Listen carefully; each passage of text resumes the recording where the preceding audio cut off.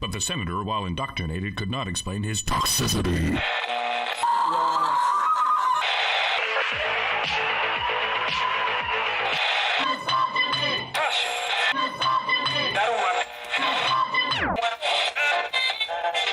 You should not listen to men's rights advocates if you want to know what they have to say.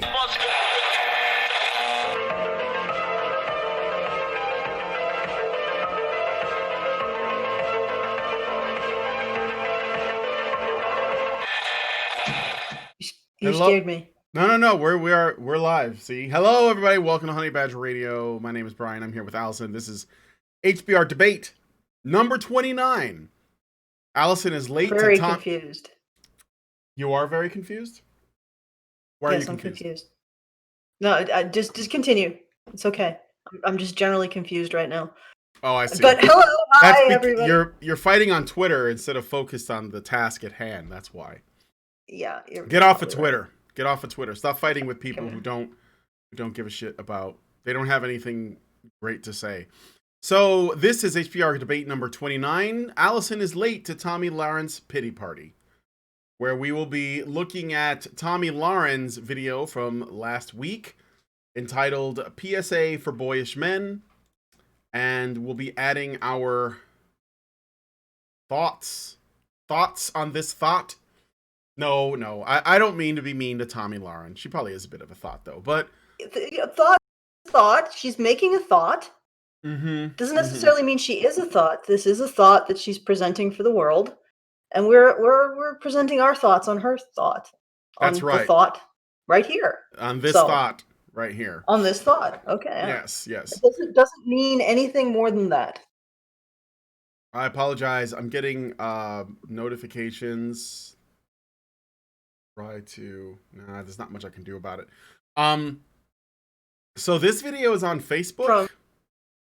What was that? Where are you getting notifications from? I'm getting Facebook notifications because I'm pretty active on Facebook. I every morning while I'm having coffee, I ship posts. So they're getting memes. blips. Yeah, and then people are liking it and reacting and some of them are trying to argue with me and fight with me or be passive aggressive hoe bags. But I'm unlike you and Twitter, I'm just going to ignore them. I'm just letting you guys know that you might see like a little window appear in the lower corner. Just ignore that. That's just notifications from Facebook. I don't want to turn them off, so we just deal. You're throwing a little shade there. Unlike you. Unlike you. I assume that shade is usually subtle. I didn't think I was being very subtle. Oh.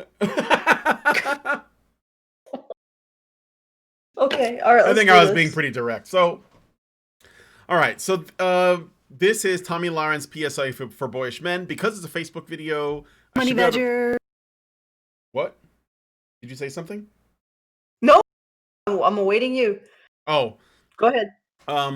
Because this is a Facebook video, I don't have to worry about doing it in 30-second chunks. Because YouTube doesn't own... They don't do copyright strikes or anything like that based on content from other things. Like, I've played Twitter videos that are like, a couple minutes long and have had no problem. I've also done this with Facebook videos in the past. But the other thing I wanted to add is a little bit of context in case some of you don't know who Tomi Lahren is. Tomi Lahren is essentially, I guess the simplest way to put it is she's like a libertarian conservative commentator. She came into prominence, I want to say in like 2015, 2016, as a person who had this little show that she did on Facebook called My Final Thoughts with Tomi Lahren, where she would basically give her 2 cents on a given topic. And then she went on to work at The Blaze. I think it was The Blaze TV. Is it the one that Glenn Beck owns? And she was there for a little while, but then her and Glenn Beck had a difference of opinion on the topic of abortion because she is a pro-choice person and he, I guess he's not. So she ended up going their separate ways. And I don't know what Tomi Lahren does these days. I think she was working at Fox for a while or whatever. So I generally don't follow her, but she put out this video that went pretty viral and had a lot of people talking about it because essentially she is complaining about men. And when a woman complains about men online, especially if she's attractive conventionally, it gets a lot of attention and a lot of comments. So let's take a look at Tomi's video, PSA for Boyish Men. Not argue with people on Twitter. Oh, God damn it. What is this? Just play it. This new thing is already encountering some What's difficulties. up? Okay, there we go. No, she starts off because she's waiting for people to get in. I'm gonna let you guys trickle in Oh, before I see. It's a live stream. start so, talking because this is important. And So, waiting it's for you guys important. to get here. So, normally I do final thoughts and I do Instagram lives and I do rants about politics. There's plenty to talk about in politics right now. Do it every day. It's a great time. But something, as of recently, has been on my mind. And I consider myself a teacher, a helper, someone who could possibly inspire people to be better. So, with that being said, this is a PSA for all the men out there and all the boys who think they're men, but they're actually boys. This is going to be the summer of canceling boys. Now, from my own personal experiences and the experiences of all of my friends, which range in age from 24 to 36, we've all got issues. Now, I will also say this. All of my friends are attractive. All of my friends are successful. All of my friends have something going on. Almost every single one of them have an issue with men. And you have to start looking at that and thinking, if an age range of that many people, including myself, living really all over the country, 12 and years? being well, age range of her friends who are female, but then the men in that age range, she's going to describe as bigger than that because these women are probably more likely to date older men, much older men as well, I think. Okay. blonde, brunette, short hair, long hair, I mean, tan, super white, super pale. I mean, these women range in every body type and everything. They're all successful, they're all intelligent, they're all good people. But if all of these women, including myself, are having issues, then I have to think, it might not be us. It might be you. It might be men. It might be men. Now, I've often talked about the pussification of America and how men are no longer men. I talk to my mom about this a lot, and she says, well, maybe it's just the guys in Texas. Maybe it's just the guys in Los Angeles. Maybe it's just the guys, it is not just the guys in Los Angeles, Nashville, Dallas, and they're not any better in the Midwest. By the way, what you saw, that's not a problem with me. That's actually her video. Those weird edits and jump cuts, that's just her. So, all right, let me get back to, I'm just letting her set her thing up. So she's basically saying, her mom is like, well, maybe it's just the guys in these areas. Quite frankly, I think they're trash all over this country in the age range of about 20 to I think about 55, maybe even 60. A lot of men are trash. A lot of men don't know how to treat women. A lot of men don't know how to really, quite frankly, pull their heads out of the sand and pay attention. So I am going to help you. And these are some of the things that I've experienced, and these are some of the things my friends have experienced. I'm just gonna lay a few things out. They haven't all happened to me. Some of them have just happened to my friends. A lot of them have happened to me. So, the first thing, and I've made notes, by the way. I've made notes. This is how invested I am in this, because I've been thinking about this for about 2 weeks solid now. First question for men. If you like a girl, if you're even somewhat interested in a girl, you need to ask yourself this question. Are you single? No, I don't mean are you kind of single, seeing 5 people, dating somebody, still kind of in a relationship, kind of broken up, kind of on again, off again, kind of married, kind of divorced. Are you actually single?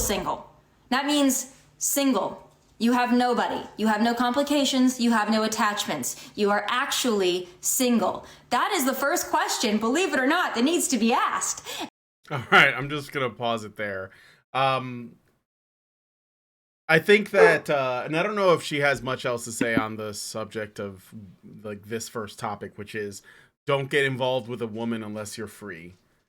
But I think that what she's experiencing is actually not a product of men per se, but a product of her choices in men. So she's, she may not know that women are typically the ones that decide whether or not a relationship, happens, right? Whether there is going to be a relationship, she is the one that chooses, and she might just be choosing men that are of such high status that they can spin plates, as it were, and basically be dating multiple women to figure out which one is the best fit.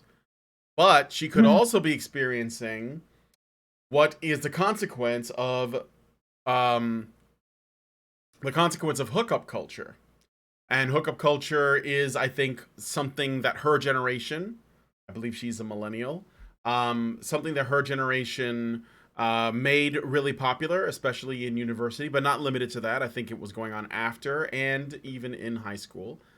And hookup culture is something that, again, I believe that can only take place if women participate in it. Otherwise, it's rape culture. Right? And I think that basically she's mad at either A, her choices, or B, the choices of the majority of other women. But that's what I believe. Well, yeah, I mean, to put this further, if you live in a social system where the vast majority of men are not going to be acceptable mates to your attractive young women that you are speaking for, Tomi, then you're going to be in a situation where you have a whole bunch of salmon in a very small channel. You're the salmon, he's the channel. And in that situation, there's going to be a lot, there's going to be a lot of salmon going through that channel at once. And the only way to stop that, the only way not to be screwed by that, is to encourage a culture that encourages success in the widest number of men. And we don't exactly live in that culture. And we've also lost a concept when it comes to men that a woman finds in her late teens, early 20s, she finds a likely man, a likely young man. This is what we used to call the Mrs. degree. And as a result of her mentorship, her emotional support, her social support, she helps him to create success. That's what that phrase, behind every man is a great woman. We no longer have that custom anymore. And unfortunately, I'm beginning to think that there was a reason why our ancestors did things that way. Men succeed more if they have a woman who is providing the emotional foundation, providing the reward system, providing the mentorship, providing the social resources for that success. That was the whole nature of a partnership. So all of the men who would, 100 years ago, be very successful in that paradigm, now they have to attain their success before they can attract a woman. Well, that narrows the number of men who are going to be successful significantly to a very few. And again, you get the salmon problem. You got a lot of salmon in a very small channel. You're going to end up with a guy with a lot of salmon, and it's just there's no way, because you don't have the power in the system, Tomi. There's no way for you to demand that he not have a whole bunch of women in play to figure out which one he prefers, because he's one of the very few who's attractive to women. Yep. So, it's you can either go back to the system where women were like, you know what, I'm going to be a big part of the success of the men that I choose. I'm going to stand by him. I'm going to help him study. I'm going to have an interest in the things he has an interest in. I'm going to provide an emotional foundation. I'm going to provide that domestic support. And he's going to achieve as a result of having that platform to leap off of. We can go back to that system, or we can stay in this system in which only the men who are capable of doing it by themselves, for themselves, and without a woman are attractive. But here's the thing. When you end up in a system that the only men who are successful are the ones who can do it by themselves, for themselves, and without a woman, guess what they don't need as much? Yeah. Any individual woman. So good luck with this. And if you really want to solve this problem, you got to start promoting a social. Got to start promoting going back. Isn't she a conservative? I mean, she's definitely on the right. I think that she's more like a social libertarian. She has See, this is the thing, and she has complained about the way in which men are behaving. That's what she said. I've talked a lot about the pussification of men in this country, but she seems to still believe that no matter how much feminization, indoctrination, abuse, by the system, by their single mothers, by education, and all this stuff, no matter how much they should suck it of up. that men have to deal with as boys, and how much it actually results in them being in this state, whether they are engaging in hookup culture, or most of them have like failure to launch issues, they have attachment issues, they have mommy issues, and only like a very few actually manage to power through that, because they're of the few that actually had a healthy upbringing and they were able to achieve their goals. However, that also put them in a position of having their pick of the litter, so she's going for those guys that are like at the top, because I know that she's likely a victim of her own hypergamy and just doesn't know it. But she still believes that no matter what those things are, it's men that have to make, basically pick up your broken self and just get better, right? Because she doesn't see that women have done this to men. Essentially, women have done this to men. Social choices. And I mean, you could say that they're completely ignorant of what's happening, which is something, like as Warren Farrell says, women can't hear what men don't say. So there's an aspect of it. I think it's more of a toxic dynamic personally. But I understand what you're saying. Women have to take responsibility for their part in this. Well, yeah, what happens when a man does say something? Like, what does the woman Tomi Lahren say when a guy says, well, I'm sorry, but it's like, suck it up. You sound like a bitch, right? You're like, man up and treat me like a woman. When that guy doesn't know what a decent woman is even like. Not that Tomi Lahren is acting like a decent woman, because I think she's got her own problems. We can get into that later, but if a man doesn't know what a good woman is like, then he doesn't know how to pick one. It also means he doesn't know what a good man is like, so he doesn't know how to be. So he's just sort of like grasping at straws, and women like Tomi are putting it all on him. And not just women like Tomi, who are more on the conservative side and just like, I just want to know where the good men are, and I can't figure out where they are. But also like the feminist women that, they talk about how, bad their life is because of men, but they're also looking for a good man. So, Yeah. And specifically, feminist women are looking for a dominant man that takes care of them and is full to the brim with benevolent sexism. And they're okay with him patronizing them. That they want that benevolent sexism. Like I said before, most women want a dominant man. Well, one of my favorite quotes is, what is her name? Mae West. She says, when women go wrong, men go right after them. And it's an understanding of the power that women wield socially to construct the emotional foundation for men. And if Tomi isn't going to be able to recognize that, then this problem is never going to be solved. Like, how can men achieve? Like, how can there be enough high achieving men for Tomi and all of her friends in a society that constantly bombards them with mockery, with condemnation for their masculinity? I mean, can you believe that feminists actually want a sexist man at the same time as they pump out constant pollution to make men not be sexist, essentially? In the same way that they see the patriarchy as God and the devil at the same time. Yeah, but at the same time, they want patriarchy. So patriarchy is the devil, patriarchy is God, patriarchy makes them wet, and also patriarchy has to be smashed. So it's this confusing mix. Lots of men are tuning out, and not even intentionally. They just don't know where to go with this, because they're up against that statement by Mae West: when women go bad, men go right after them.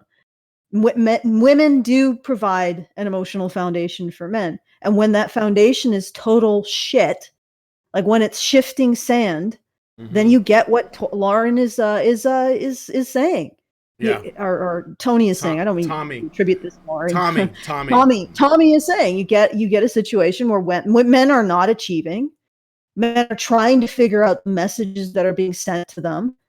I mean, how many men realize that they could actually please a feminist more by saying, "Don't worry your little head about things. I got it. Right. I got it. I'm the man in the relationship." And the feminist would just be like, "Oh," and she would shut up. How many men know that? Sploosh. How many men know that? Sploosh. I'm yours. I'm gonna be your pony girl. Treat me like your football. You know? Yeah. How many men know that? How many men's mothers will tell them that? Will tell them, will honestly, but full blank, like point blank, say to their young boys, you know, women do not like you if you're constantly asking for consent. They would much prefer you take the lead and tell them to shut up if they have any problems with it. And that includes feminists, if not more. In fact, I remember I used to have a friend a long time ago who was a feminist. And she would talk to me about, there was this one man who was very like masculine and dominant, and she was dating him. And she's like, "I'm not supposed to like this guy, but I do." And I'm like, yeah, of course, you're a feminist. You want to be dominated.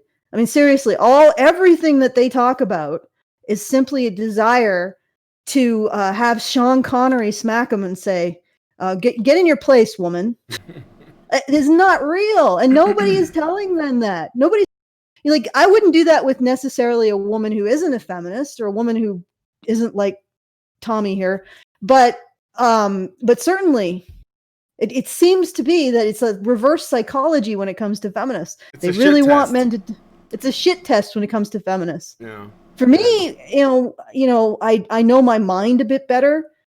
So when I want to do something, it's just like, let me do it. But then I'm also I'm unusually independent for a woman. Like I don't need men to make decisions for me.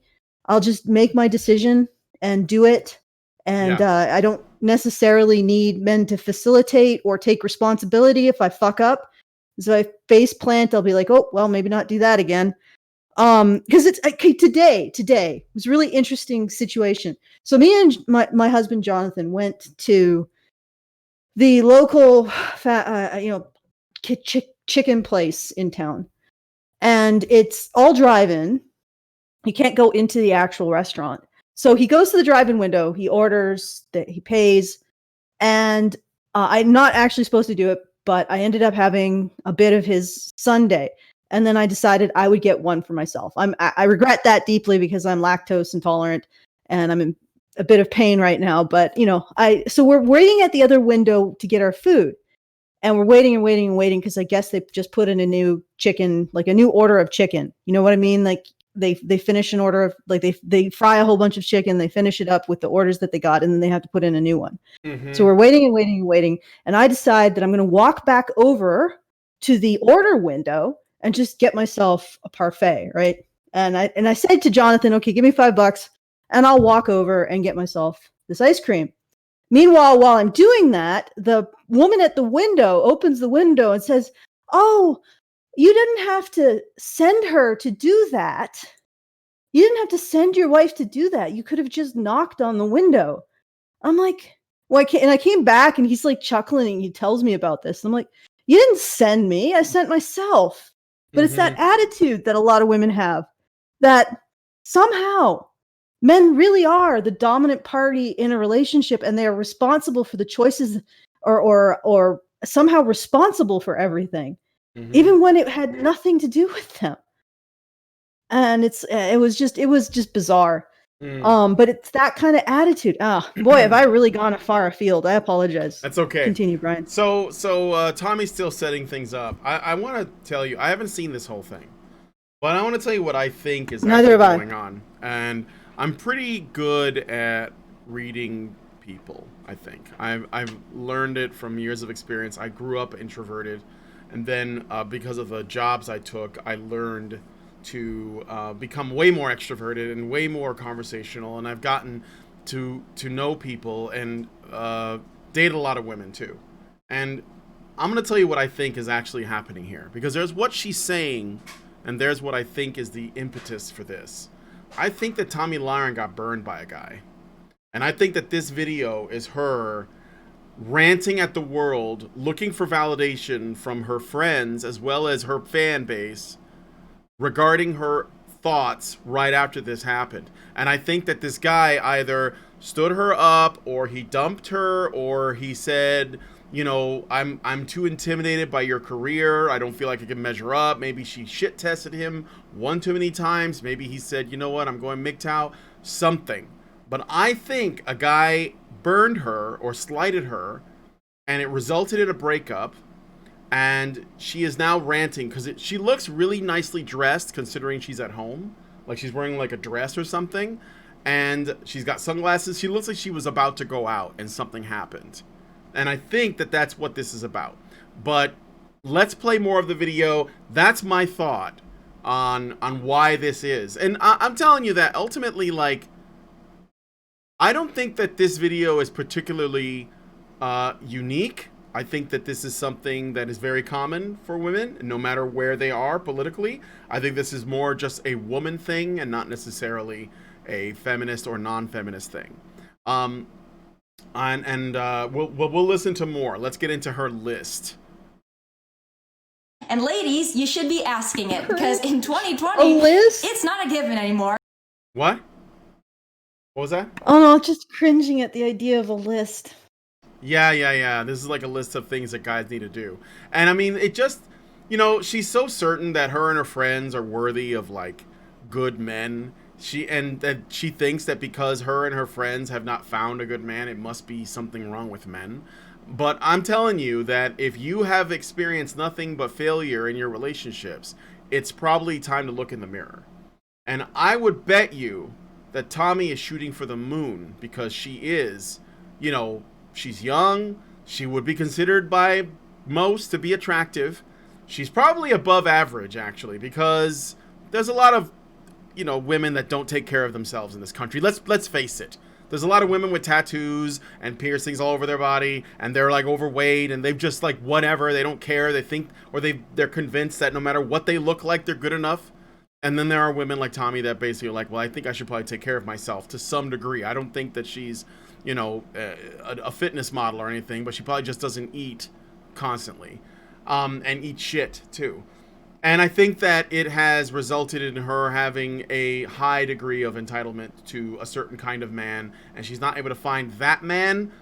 But there's probably tons and tons and tons of, you know, average or even above average men that she doesn't think are good enough. And I think that she's a victim of her own hypergamy, but that's what I think. But let's go on. That a guy that's actively pursuing you is actually single. So that's the first thing. Okay, be single, guys. The second guys. thing that I think is very important that men don't seem to understand. There are very few women out there, and I'm speaking from personal experience as well as from all of my friends and all the women, quite frankly, that I talk to. That's called data. There is not a woman out there that wants to be your pen pal. She doesn't want to get your texts, your good morning texts, your good night texts, your random through the day texts, if they don't follow up with a plan to actually, here's the kicker, in person, hang out. Now, I know what you're saying, oh, it's COVID, people can't hang out in person. This has not been a 4-month problem. This has been a 5-year problem that I've experienced with men, and my friends have experienced with men. Women do not want a pen pal. We don't want a texting pal. We quite frankly don't care if you text us all day or if you don't text us at all. If you're not gonna make a plan to actually see us in person, not interested. And if you do have a woman out there that just wants to be your pen pal, it's probably because she has a boyfriend or a husband or a wife or whatever. All right. If there's a problem, oh, do you want to say something? Go ahead. No, I just don't understand this. Like, I know. This is about relationships, and you haven't really had these problems. And I haven't either, because we didn't have texting when I was growing up. I think that what's happening is there's a couple things, okay? One, we are looking kind of like at a lens that I'm not familiar with, because I didn't do that. I didn't text women because we didn't have that when I was dating. a lot. Another thing I think might be that if she thinks, it sounds like the men that she's been getting involved with or trying to get involved with seem to be communicating in the ways that women typically communicated. Because when I was growing up, we had phones, like phones attached to the wall of your house. Do you remember those? Landlines, right? And when I was a teenager, if I was talking to a girl I was crushing on, you know, which was frequently, and maybe she was interested in me too, but we didn't like come out and say it because we were fucking kids. We could be like on the phone with each other for hours, and it would like drive up the phone bill, and my father would get pissed and shit. But like that would be, and that's sort of similar, where she would call me and just be like, "What are you doing? You know, what are you thinking about?" Like just this kind of way where they just want to be around you or just talking to you or whatever. And your conversations will be really lame for like 90% of the phone call. It's a lame conversation. What color shoes are you wearing? You know, shit like that. And I wonder if that's not... Lauren know how to create emotional intimacy? I don't know. Good question. I don't know. I don't know. I don't know anything about her romantic exploits. So, why? What are you thinking? Alison? I think we lost Alison. Alison. All right. She seems to have dropped. So I'll just talk with you guys. I'll read your super chats really quick. And we'll see if Alison gets back on. Albert, Nada... Alison! Oh, she sent me a message. Let me check my tablet here. Hold on a second.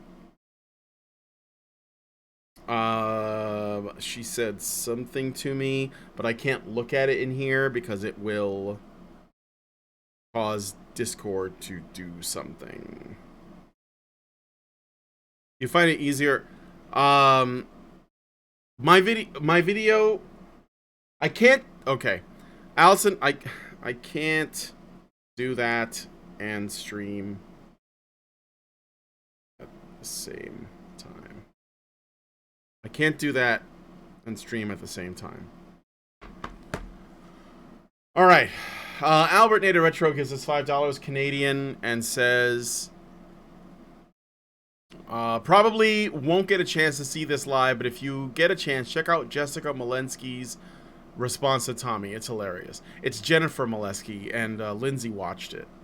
I don't, you know, I didn't watch the whole thing. I don't know that there is much to say, but let's see if Alison gets back in here. Alison has dropped. All right, I'm going to... She'll come back in a second. So I'll leave this up for now. All right, Richard B. Air gives us $1.99 and says, if salmon is not suitable, throw it back. Dean Domino gives us $25 and says, watch Nick Rikita go over this video with his friend Drexel, a MGTOW guy, on August 8th stream. They hadn't seen it but could predict it. Yeah, it's the same old thing. You know, a lot of like right-wing conservative women that can't figure out what is wrong end up just sort of like blaming men by proxy because they just like feminists just don't believe that women have as much social power as they do, and that a man could have been influenced by a highly feminized society in some way. This doesn't mean that men have no agency and that men couldn't, like, you know, learn to be better. I mean, we would want men to be as good as they could be at whatever, right? We want to encourage that, and I'm with that. And I think that a man that wants to be better, and I think most men do. I think that's why men end up, you know, going down different. They go into the red pill Reddit, or they go into PUA, or they go into something, right? They try to figure out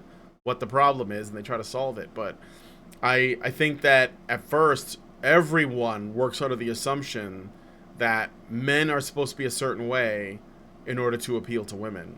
And women don't think that women's presence can have any influence over that. So, but they do. When you surround a man with women, from the moment he's born, it will have an effect depending on how they treat him. All right. Thank you, Dean Domino. Shane McGonigal gives us $5 Australian and says, Tommy might be good looking, but what does she look like without makeup? Who hurt this girl? Well, I mean, she's probably just average without makeup. More than that, though, what kind of girlfriend is she? I think that that's the real important question. What's her personality like? Is she good to be around? Is she fun? Does she have compassion? Like, these, I think, are more important questions than just, like, you know, is she, like, how hot is she really?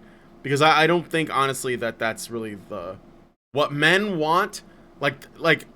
An attractive girlfriend is just like getting your foot in the door. But if she's not fun to be around, you don't want to do anything other than fuck them. Because, like, they can be really annoying. I've been with girls that, you know, I thought I would like them as people, but it was just my dick talking, and I was just attracted to them physically. And then I had sex with them, and I regretted it because they turned out to be, like, just not...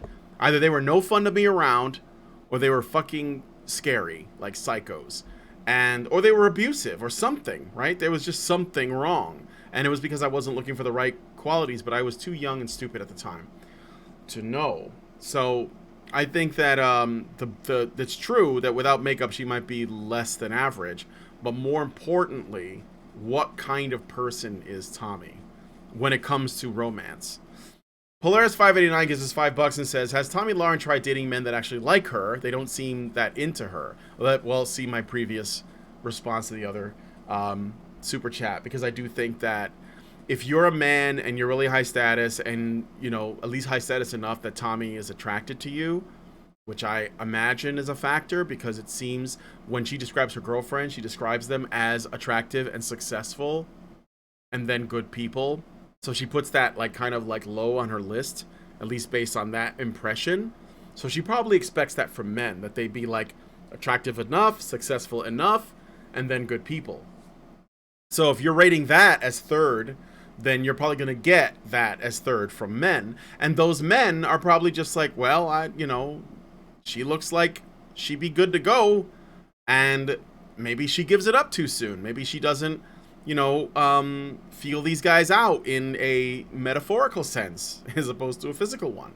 I don't know. I remember she used to pop that P on Twitter. I remember her talking about that when she was younger. So she may be dating guys that have an initial impression of her, but maybe then they just don't find her as attractive. Or these men have their pick of the litter, and so they can use a lot of women until they figure out which one they want.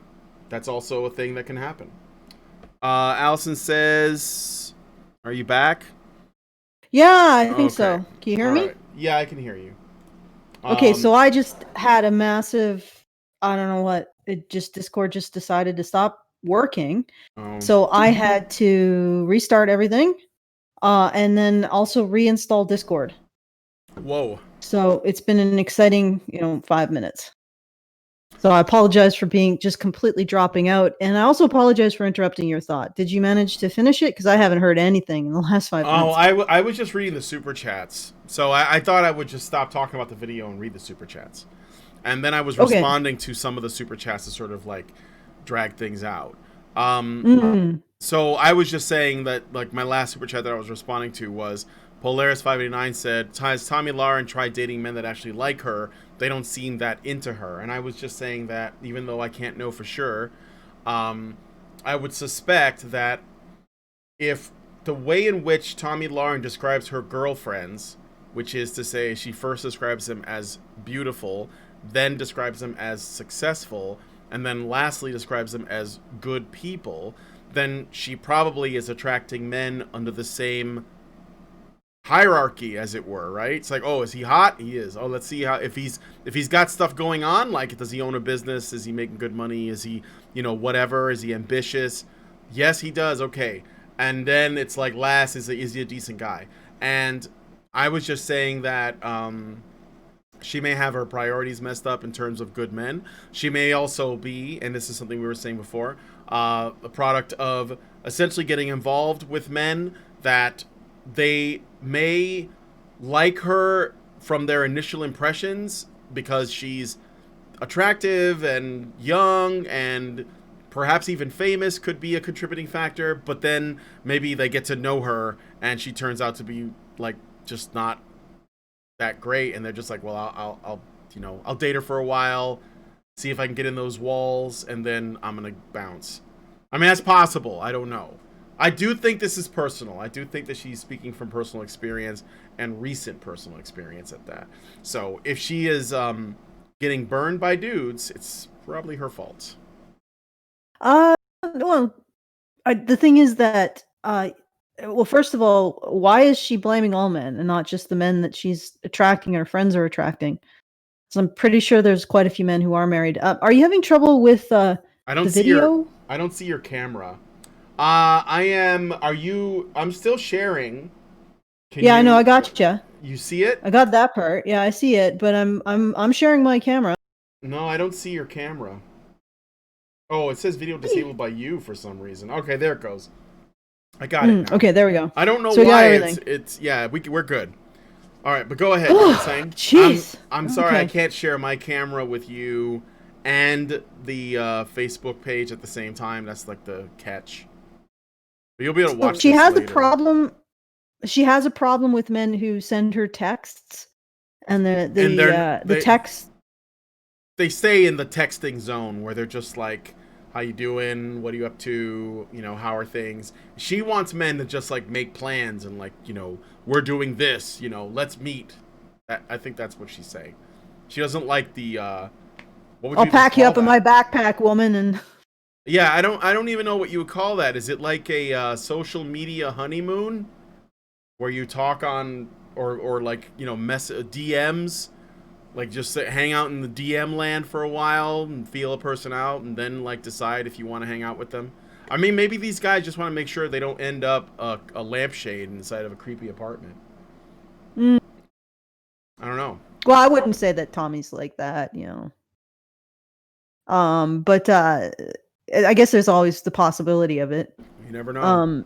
You never know. Jeffrey Dahmer wasn't a bad-looking guy. But I'm a little bit baffled by the. So is it because it sounded to me like she was saying, "Don't text me unless you're making a date." Yeah. And I mean, what? Like, if you're in a relationship and somebody's like, "Oh, I wonder how my girlfriend is. I think I'll send her a text." What's wrong with that? Like, if it, not everything has to result in meeting up. I don't know. Maybe this is something that happens when people don't live together. You always want everything to end up in. You can't just exchange some.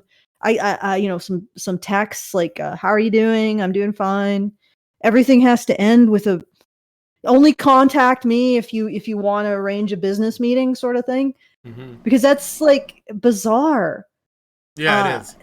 It is. It's just to be quite frank, like, yeah, I mean, I could entertain the notion that it really is the men maybe that she's picking up, but still the issue is that those are the men that she ends up with, and her friends, which is not like, that's not a conclusive sample size, because people who are like each other tend to become friends and tend to have similar problems, and those similar problems can lead them to choosing similar types of men.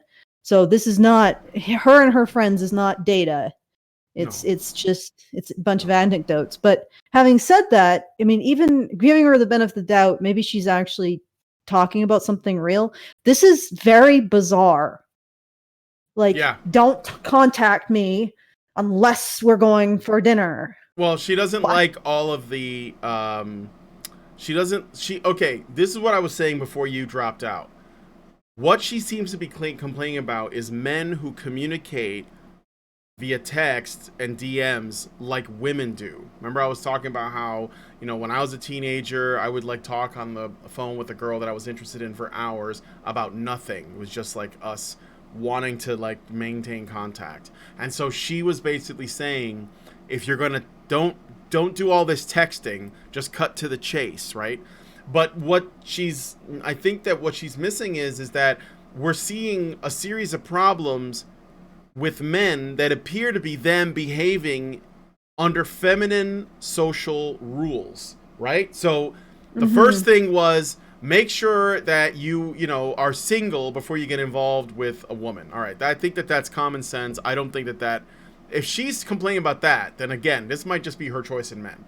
Then after that, it's you know, make sure that you don't spend your time, like, you know, beating around the bush and like chatting with me about nonsense. I want you to get to the point. I think that is to engage in a lot of small talk via text is a feminine way of communicating. And I think that men are doing that because they think that they're either more inclined to do that, or they think that those are the ways that you're supposed to do that with women. You know, they got this in their head that women want to do that too. And there is this sort of like, just go ahead, being go ahead. affectionate. Like, here's the thing. Or like, I mean that, or that, sure. Like I said, or they're just that way. That's what I was saying the first time. Yeah, they're just trying to generate some kind of intimacy, because this is what's sort of disturbing me, is like, yeah, sure, I guess it's more feminine, but you know, you can't be a caricature of masculinity and generate intimacy. Mm-hmm. At some point, you got to exchange some kind of gooey sentiment, or not necessarily gooey sentiment, but just like some kind of vulnerability. Otherwise, what are you? You're two rocks rubbing together. Like so it's just bizarre. It's Yeah. That's what I'm saying. Maybe Tomi has an issue with intimacy, because if somebody texts me and I like them, and I'm interested in hearing what they have to say, I'd be like, oh, cool, yeah, and I'll text you back. Mm-hmm. And that's that. It doesn't have to. I mean, I assume if this is like a persistent behavior, you know, and they don't want to actually, I would actually wonder if they're agoraphobic or have some sort of panic disorder. But regardless, this is too vague. Okay, first of all, if I don't understand this, how are the men that she's instructing to not do this going to understand this? Don't text her ever, and just text her like date, location, time, you there, the end. That's it. That's all you do. I don't know. And you don't. I don't know. I think I think that she's. Look, this is a woman, right? So I think that she does want some of that, but not. She has a line and she doesn't know where it is, but it certainly exists.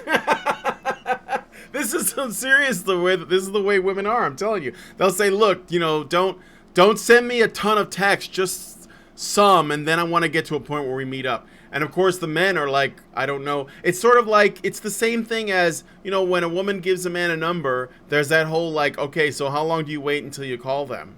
Well, there's no rule. But if you call them like right away, the women are going to read into it and say, "Oh yeah, he's desperate." But if you like wait, like, I don't know, anywhere between 2 hours and 2 weeks, then she's gonna be like, "Oh, he ghosted me." So like, there's no way of knowing. So this is just like her, just being a woman online. Honestly, I mean, I ain't even mad. I'm just like, guys, just don't. You don't have to put up with this shit. That's all. I guess don't take it personally. Yeah, or just do things your way. If you want to like chit chat, and she like freaks out, don't feel like you did something wrong. That's hilarious about this. Yeah, she's giving out a list of all the things she wants men to do, and pretty much the first man that grunts and says no, grabs her and does whatever he wants, is going to be the one that she marries. Yeah. Yeah, I don't know. You know what? I think Tommy's gonna need like an ultra dominant man, basically, because when women like this are just like out of control, like I think that she is in a lot of ways just out of control with relationships. She doesn't really know what she wants. She's just saying shit. There's gonna be a guy, and he's what? This level of just petty issue taking. Yeah. Do you know what it's like to actually share your life with someone, Tomi? Yeah. Do you know what it's like to learn that your husband might have had a minor heart attack?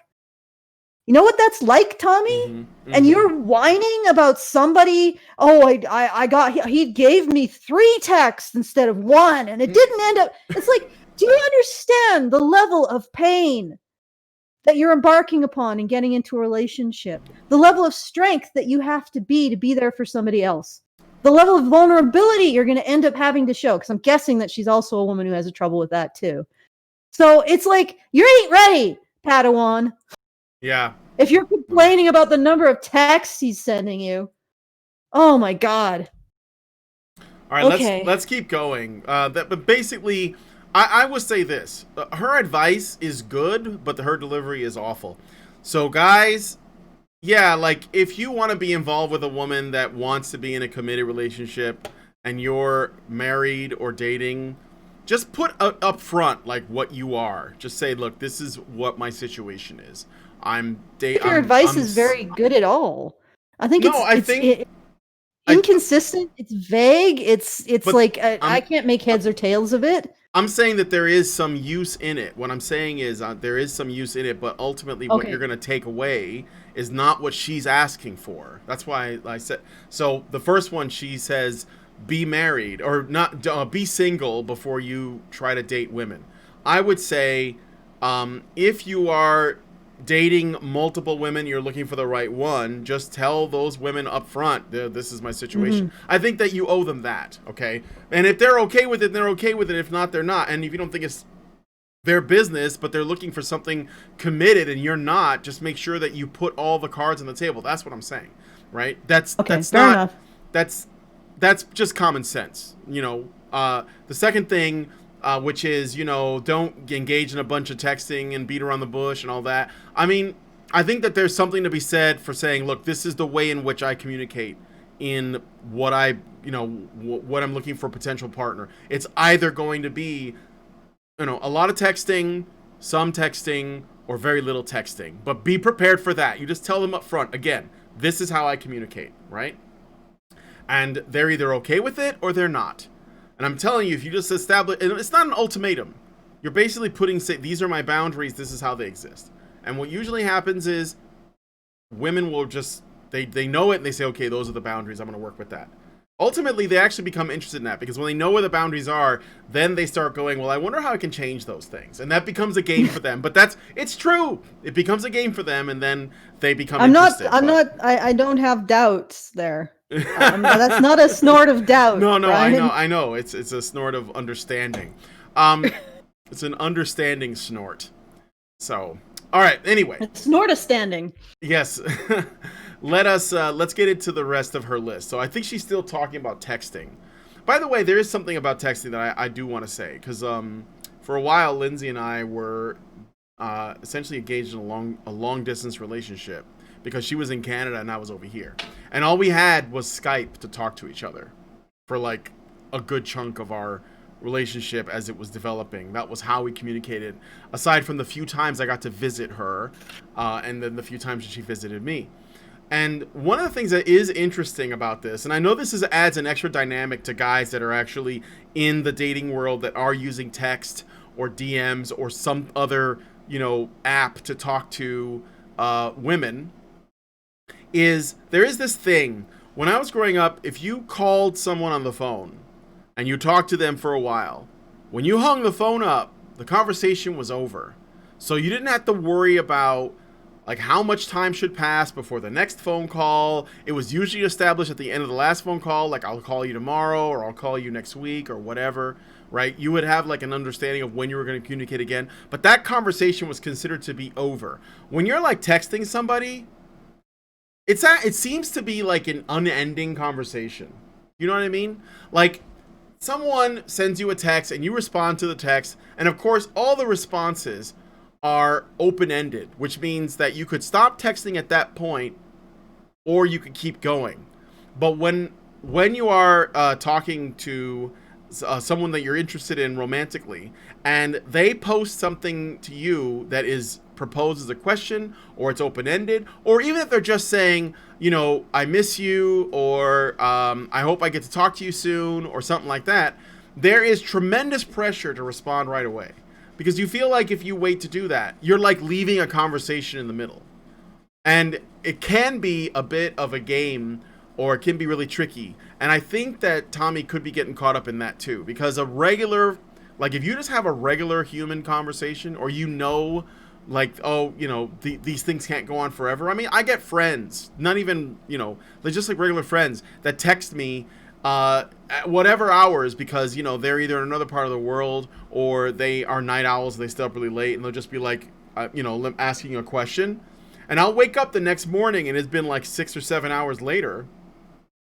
And I'll feel guilty about it. I'll feel guilty that I didn't respond right away.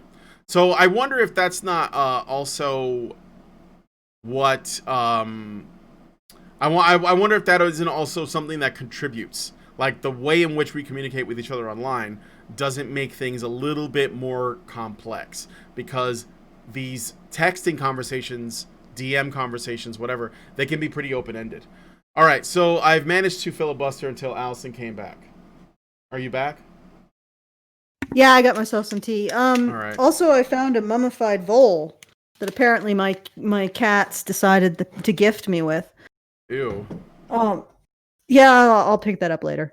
But you know, right. it's just something that you have to learn to deal with. The quirks of being in a relationship with another person / animal. Yeah. No, I'm just yeah, I like it just, for me, it's having this gripe. It just feels like, well, it feels like she doesn't know what she should be looking for one. And two, I don't think she realized what she's actually embarking upon when she says, I want a relationship.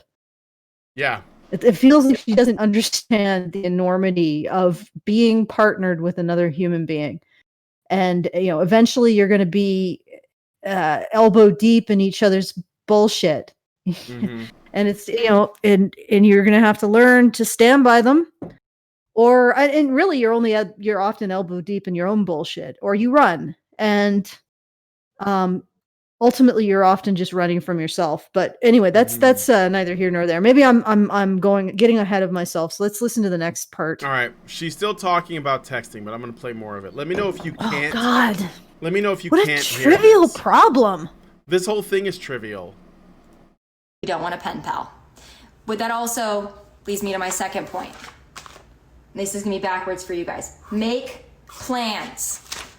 Ironically, she wrote it backwards thinking it was doing us a favor, but it actually came out backwards. So we can't actually read it. Nice Women effort. in technology, huh? You tried, Tommy. You actually took the time to try to write it in reverse, and it just showed up in reverse. Okay, so she says make plans. Again, this is not a uniquely, like, TradCon. All these things are normal for women across the board. This is not a uniquely TradCon thing. This isn't, like I said, this isn't even political. This is just women. Make a plan. Do not assume that you can text somebody randomly in the middle of the day, what are you doing? Or text them at midnight or 1 a.m. or 2 a.m. or even just within hours of when you actually want to see them and think that they're going to be available. I personally, once I get home and I take my makeup off and I'm watching TV, I'm no longer interested. So if you didn't make a plan earlier in the day, or better yet, a day or 2 or 3 in advance, I'm not interested. I don't want to hang out anymore because that ship has sailed. Make a plan. I want to hang out with you at this time. It doesn't have to even be a date. I want to see you at this time. Are you free at this time? Or when are you free? I will accommodate my schedule to see you. When are you free? I want to see you. I know it's not rocket science, but men of 2020, it seems like it's pretty difficult for you to figure out. And I'm not a feminist, so please don't take this as a feminist rant. I love men. I think men are great. I think men have failed themselves and they've failed us. And I'm just trying to help you out because I think there are a lot of really great guys out there who need a little help. And I don't think that there are a lot of women that are stepping up and saying these things and not FaceTime me, I swear to God. Quite frankly, I don't think that there are a lot of women that aren't raging feminists that don't look like Lena Dunham. They're saying these things to you. So I'm going to go ahead and say them because they need to be said. I am really so sick of my friends having to deal with trash men. I am tired of dealing with trash men. What? Has she come to a conclusion in her concept? So, like, now we're talking about her because this seems to be very similar to the previous point. So make plans. It's an expansion on the previous point, I think. Yeah, make plans. Have a plan, guys. I don't know what to say. Well, I'm trying to imagine what the heck it is she thinks that she's embarking upon, like a relationship. What do you think you're going to end up doing? A lot of sitting on the couch with each other. Mm-hmm. And if you have a problem, maybe that's you, Lori or Tommy, you should make it a goal. Make it a goal to actually sit on a couch with a man. Mm-hmm. And do something you both enjoy. Because you might actually, it's a little bit of relationship LARPing, because that's where it's going to end up. And you might want to see if that's something you can actually handle. To see if a relationship, if you are actually capable of a relationship, because that happens a lot. I don't know if you know that, Tommy, but sitting on the couch doing something that you've argued, oh, are we going to watch this? Are we going to watch that for the last 2 hours? And we finally disagreed upon something, and just sitting on the couch and chilling with each other is about, after the dating stage, it's probably about 90% of your communal time together. So if you can't handle it now, I'm just trying to imagine what she thinks a relationship is. Yeah. Also, I'm not a feminist. I love men, and also men are trash. Well, the men that she interacts with are trash. Yeah, but she thinks the problem is with men in general, and men are the ones that have to step up, and she's doing them a favor by trashing them right now, because maybe that will wake them up out of it. Is there anything that really rises above, like, so far, she's declared the men she knows trash because they text her too much and don't make plans. The trash is a really or they're not single when they, like she ends up boning them, like, she lets them into her WAP, and then when she wakes up, they've left because they have to go back to their wife and kids, and she didn't know that. So it could be that they're just not single as well. It doesn't sound like she gets to that point. It sounds like she's in some sort of texting purgatory. Yeah, maybe. I think it's either that or she gets no, she gets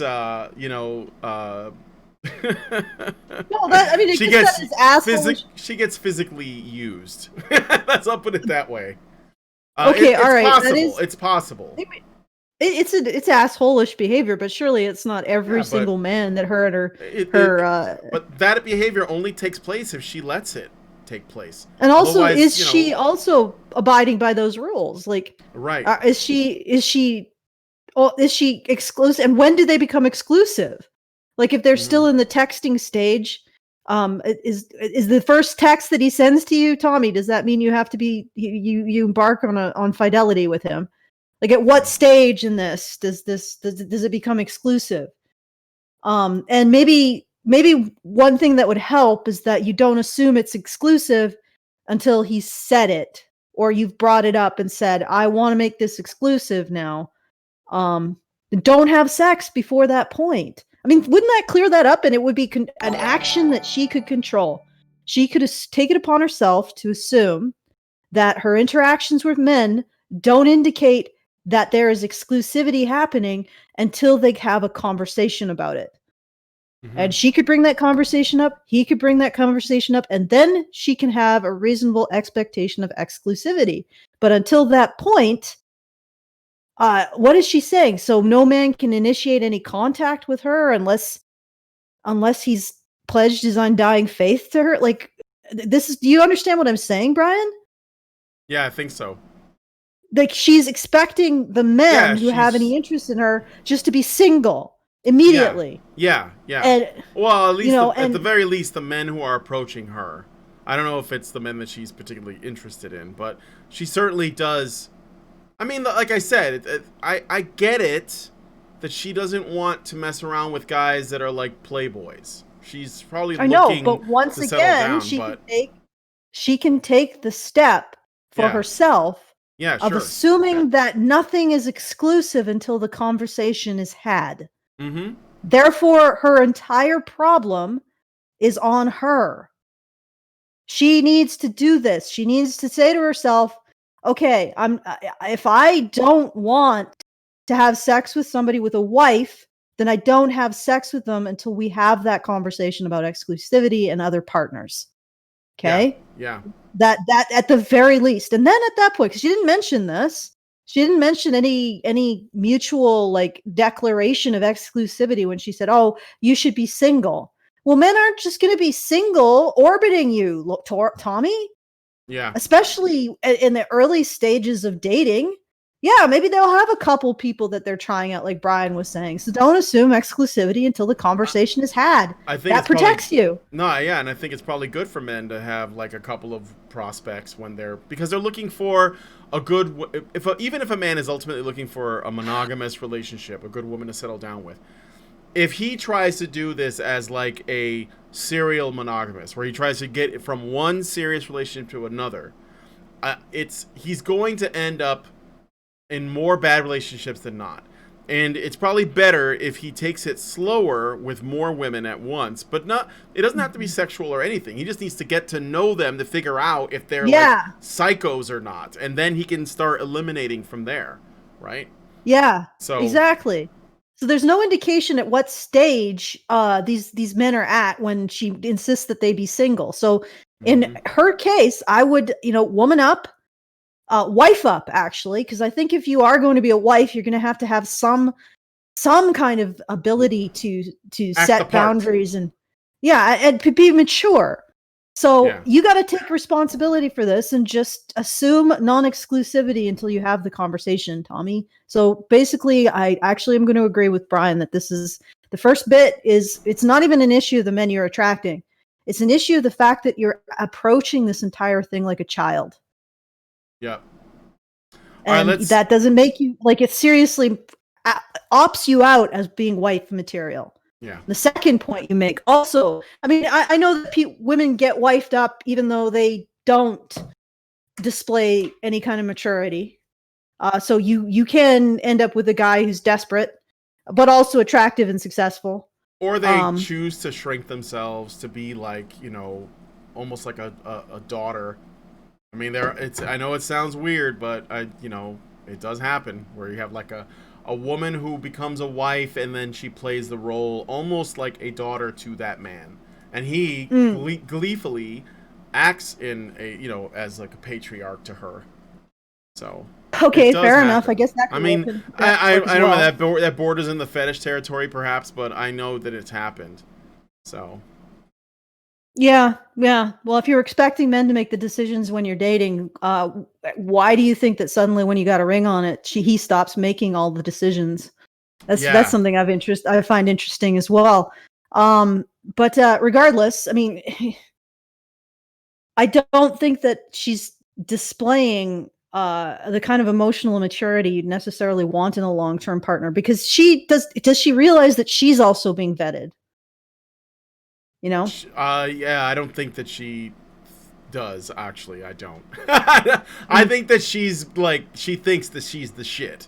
And I think that is another one of her own obstacles. But I also believe that this has become a normal state for a lot of women. So I don't think that Tomi is unique in this way. So they bought into their own hype. All right, so do you want me to continue? I want to hear okay, so let's get to the rest of this. So I'm going to help you out. Make plans. Thanks. So let's go through these lists again, because I know y'all love a list. Number 1. What the fuck? Why did it stop? Are you single? Number 2, make a plan. Nobody wants a pen pal. We want to actually see you. I don't know why there's no video playing. That's really bizarre. I'll refresh. I don't know what's going on there. Who knows? Everything is just blowing up. But it's interesting that these men, like her, she's saying, "Oh, please meet with me." Really, you're having a problem getting men to actually go on a date with you, Tommy? Because that's sort of what it seems to sound like what she's saying. Is that am I completely out from left field? Like she's saying, don't just text, actually go on a date, which means that she's having trouble getting these guys to go on a date with her. Well, it's, what's funny about that is it sounds almost like men. I think men are great. I think men have failed themselves. Hush. I think what it sounds like, maybe she's meeting these men on a dating website or an app, because maybe it starts off as texting and then she's like, well, okay, I want to meet you now. It's possible. I don't know. And they're like, yeah, no, bitch, I'm just going to text you for the rest of my life. Yeah, if you're on Tinder, then you're on here to get fucked. All right, so... Well, but Brian, what? She's not even saying that they're making arrangements to meet physically, so they're not even having sex with her. They're just texting her. Well, saying maybe, that but I think it's a couple of, I think that there are a couple of different kinds of men that she's meeting. I think there are some men that aren't doing step 1. There are some men that aren't doing step 2. Because you couldn't determine that step 1 was a problem if step 2 was an obstacle. So she might not even be, and she also said in the beginning, this is important just so that we don't misrepresent her too much. She did say in the beginning that this isn't all stuff that she personally has experienced, but instead stuff that her friends have experienced. So she's okay, all right, fair enough. Yeah. I just want to be fair to her, I guess, so somewhat. All right, let's play this. Women that aren't raging feminists, that don't look like Lena Dunham, they're saying these things You to you. don't have to identify as a feminist. I'm going to go ahead and say them because they need to be said. I am really so sick of my friends. Believe. Well, I don't think that she's behaving like a feminist. I just think that she's behaving like a woman. I think that I'm not going to disagree with that. But the other thing is, men have failed themselves by not living up to my expectations. Yeah. Well, okay, let me add to that. I don't want to just... She's behaving like a woman in that she is buying into the hype that surrounds women that currently exists. And I don't think that the hype surrounding women is something that is uniquely coming from feminism. I think that it comes from just like a culture that has just leaned more and more and more towards celebrating the feminine in any way. And it's not necessarily a feminist invention, even though it probably exacerbates it. But I do, because, like, yeah, I mean, moderate, libertarian, conservative women, they, they'll buy into enough of it. They want some of that, They may say, like, oh, I'm not going to, treat myself like a victim, and I enjoy my femininity and all that. But, like, the entitlement and stuff that comes out of it, I don't think that's uniquely feminist. I think that a lot of women have that. And if they're even if they're middle status women, this is the 80-20 thing, right? From like Plenty of Fish. I even like middle of the road average status women are like shooting for the moon in terms of what they think they deserve. That is just everywhere. I mean, it's the norm. And I think that she is, I would say, an above average status woman because she's famous and she's got a lot of stuff. She's successful. She's got good money. She's already high status and a prominent figure, and she probably gets invited to galas and parties and stuff like that, and gets picked up in a limo. Like, I don't know, but probably she's accustomed to a certain lifestyle. And I think that if you take that same rule that like a woman of a certain status is going to look for a man at a higher status, she's shooting for like the moon. Like, she wants like Channing Tatum on speed dial. Like, she wants the very peak of dudes. And so if that's what she's expecting, which I suspect is true, then that's a very small pool of guys, and those guys, they don't actually have to be nice to her because they have their pick of the litter. Or she is so picky that even among those men, that small pool of men, she's finding flaws. Whether those guys are not, texting her, they're texting her too much, or they're seeing other women because they're trying to they're playing the field a little bit or whatever. Maybe they're even a little bit indecisive. Maybe they're a little bit beta. Maybe they're whatever it is that her specifics might be, and that's why I said that she's basically falling victim to her own entitlement, preferences, and hypergamy, ultimately. I think that is the problem, but I don't think that is a uniquely feminist problem. I think that the way in which maybe the modernized world, including the feminist rhetoric that has bled into it, has essentially, and with social media perhaps, it's almost reorganized our whole society to be so female-centered, so gynocentric, that we have essentially like blown women's egos up like completely. And unless they're like you, or like Lindsay, where they basically like take a step back and they're like, no, actually, I can see that when I'm being, artificially blown up, where the flattery is like, there to make me feel a certain way, and I actually find that to be repulsive, well, they're just going to buy into their own hype. And I think that might be what is actually happening here, and that these men have done nothing wrong. Tommy's just dealing with herself, really. Her preferences are haunting her. Does that make sense? Mm-hmm. Yeah. Let's continue. I'm sorry. I'm just really uncomfortable. Yeah, it's okay. All right, let's continue.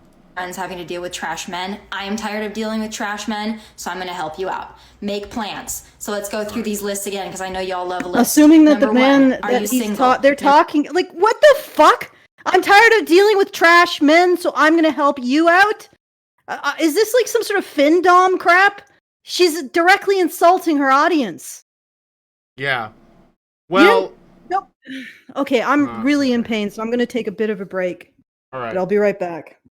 Number two, make a plan. Nobody wants a pen pal. We want to actually see you. If not, don't text us, because it's a waste of our time and we don't want to see it on our phones. Got it? Too All right. busy. Next thing. Value. Okay? Value. Take that in. Just repeat it to yourself until it makes sense. Okay. If you want to date a girl that has nothing going on, then that's fine. But please do not mix in people like me and my friends who have something going on with your other girls that have nothing going on. And by nothing going on, I mean this. There is no job that is unimportant. There is no job that's not valuable or that's not worthy. It is. But if you want to mix in people like me and people like my friends who are go-getters, who work really hard, who make their own money, who are talented, skilled, ambitious, please don't mix us in with the Tatianas. We don't want to be there. If that's what you want, find them. Please, for the love of God, do not mix us in with them, because we don't want to be there. And quite frankly, we take it as an insult if we find out that you are also talking to 5 Tatianas who have nothing going on. People like me and my friends are going to be insulted by that, and there's almost really no coming back from it. So if you want that kind of a girl, the kind of girl who's just kind of happy going through the motions of life, not really super ambitious, hasn't really found herself yet, doesn't really have a whole lot going on other than she's pretty, please just go after them. And please do not mix us in. We don't want to be there. What? That sounded extra personal. She's basically saying value. So essentially, it is to say that as a man, unless you're looking for the kind of woman that has no ambitions and has nothing going on in her life, and she's just a pretty face, essentially like a pump and dump, go ahead and do that, but don't lump, people like me in with her. So the only thing I can get out of that is don't treat me like that, because I'm better than that. Yes, exactly, yes. But I think that Tomi has missed something here. I think that she doesn't understand. No, I think that she has missed something here, because there is a reason why women like Tatiana get lumped in with women like Tomi Lahren. Do you know what it is? Do you know why women who are just attractive hoe bags are essentially on the same level? Maybe even like average attractiveness. They don't have to be that hot. The reason why thots are on the same level as ambitious, successful career women in the eyes of most men and also just everybody else. Mostly because they can't really see that there is much of a difference. It's not because they think that you're, that low end. That's not the reason. I think the reason is that we don't value women's ambition. The reason why is because we have conditioned ourselves to believe that women have value by default. So if women have value by default, then Tatiana is just as valuable as Tomi Lahren. Because if a woman... Yeah, you got a point. Right? So if we value women just for being women, then no amount of extra work that you do matters, because that's the point of treating you just like everybody else, because otherwise women wouldn't be equal and we can't have that. So Tatiana, who doesn't do shit, a do-nothing bitch, as, what was the name of that MMA fighter that used to say that? Anyway, a do-nothing bitch is the same as Tomi Lahren, because if, like, basically going out and doing stuff and building a company and all that, it's not valued in women that have value by default. Because it's never going to be more important than the fact you have a vagina, Tommy. Sorry. Yes, exactly. Therefore, Tatiana is at best only a fraction of a point less valuable than you. Yeah, and I would say you can thank feminism for that. And so you're trying to figure out, why these men are treating you so badly because you think that you're worth more than Tatiana. But what you don't realize is it's not that your value has gone down so much as Tatiana's value has gone up, just because she's got a vagina. And you have, like, your value has not changed. Because as long as you have a vagina, then you have value. Okay, so she doesn't want her to be mixed up with these other women that she doesn't approve of. Yeah. Okay. Mixed up in what sense? Like, mixed up and... Well, essentially that men would treat women like her in the same way that they would treat women like Tatiana. Like Cardi B. Does that make sense? She wants to be treated special from other women. She doesn't want to be seen as a thought. Because she's not a thought. She's got a job. Okay, let's just keep going. All right. Let me keep going. I promise you. So value. There's a lot of women out there that I know that are my good friends who have amazing jobs, who work really hard, but who can't seem to find a decent guy, even if they go up in age 5 to 10 to 15 years, because those guys all want to be with 21-year-olds who have nothing going on. No, they want to be with 21-year-olds. Period. That's how old is she? 24? 28. I believe she's 28. She's close to 30. So. Oh, okay. I think there's some cope in this video. She is. I got mine wrapped up. She's starting to worry. I got mine wrapped up at 20, and no complaints. I'm happy. But what I mean by that is I ended up in a long-term relationship at 20, and at 42 I'm still in it. But it seems like she's 28. I'm finding it really baffling why somebody who is as attractive as she is, and I know that ambition isn't going to necessarily be high on the list of qualities that men look for, but I do know that ambitious men tend to like ambitious women. And yet she is apparently not keeping a man. Because really, when women are talking about being single, considering how much they usually have available to them as options, what they're really saying is, I can't keep a relationship. Yeah. The churn is quite high for me. Yeah, and it's like, sure. Well, why is that? Is it really because he texts you during the day, or he doesn't make plans? No. Or is it really him doing it? Like, no. It could also be a situation where, it just feels like she doesn't. I think a lot of women have trouble with intimacy and vulnerability. They don't know how to do it. They don't know how to be vulnerable. They don't know how to deal with other people's vulnerabilities.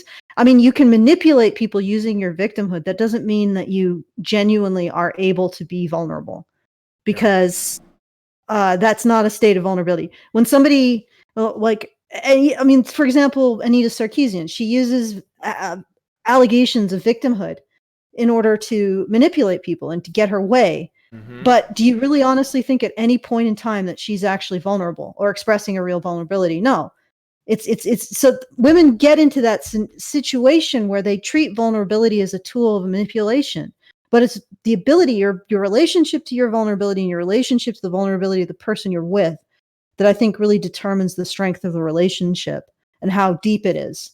Yeah. And if a lot of men are just floating by her, I wonder if she doesn't need to spend a little bit of time introspecting why and it could be that, there's a lot of guys who just aren't husband material either, but introspecting why she's not, because, if a guy finds a woman who even approximates wife material, he doesn't let go of her. That's what I've noticed. Yeah. I mean, if she just has the basic fundamental, okay, I can actually talk to her and she doesn't freak out.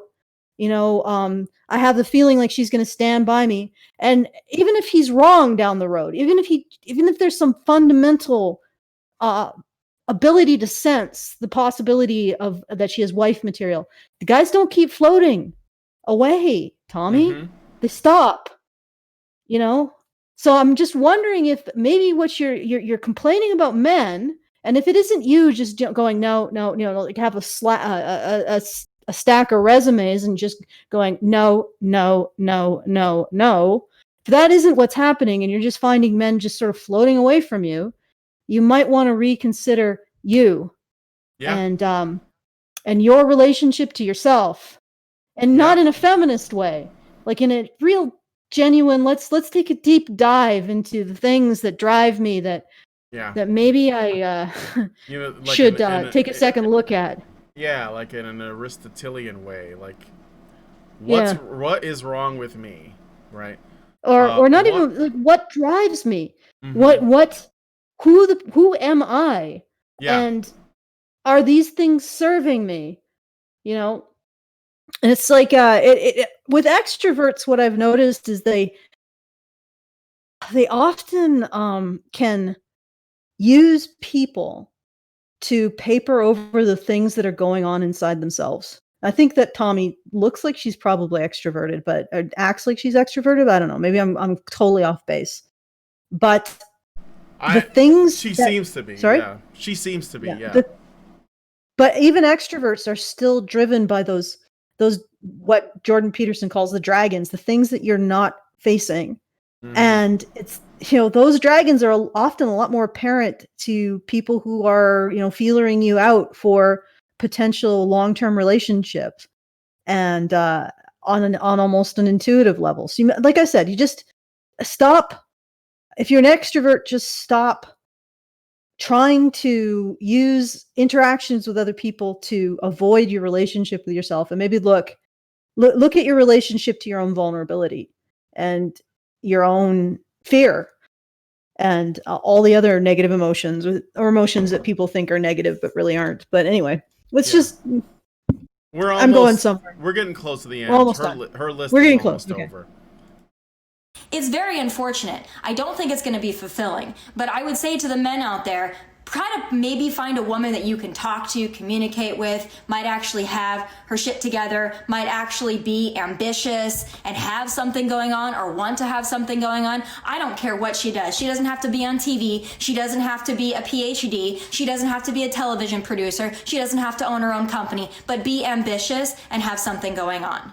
Those women are out there are going to be a lot more fulfilling to you. You're actually going to enjoy your time. And if you actually might want a sustainable and healthy and stable relationship, that's probably the kind of girl you're going to need to find. Not the Tatianas who just want to look cute and post Instagram stories. Now, I love a good Instagram. Okay. Go ahead. You were little like you were wanting to push the button. This is salty. It is. But again, like, she has a point. I think that guys should have higher standards. Well, yeah, but higher, not her standards. No. But I'm saying there's a nugget in this shit that she's spewing from her mouth. I'm finding like, ooh, this is a good piece of corn here. We can use this. Yes, I think. Let's wash it off. Yeah, just wash it off and look at that. It's like a little diamond in there. A diamond in the shit. And I think that I think guys should have higher standards. I think that fucking around with thoughts is not good for your health. Unless you have the status to just like do that. But I think that most guys don't. So yeah, I think that there's use in that. I don't think you should do it because Tomi Lahren is, essentially like angry online because some guy ghosted her.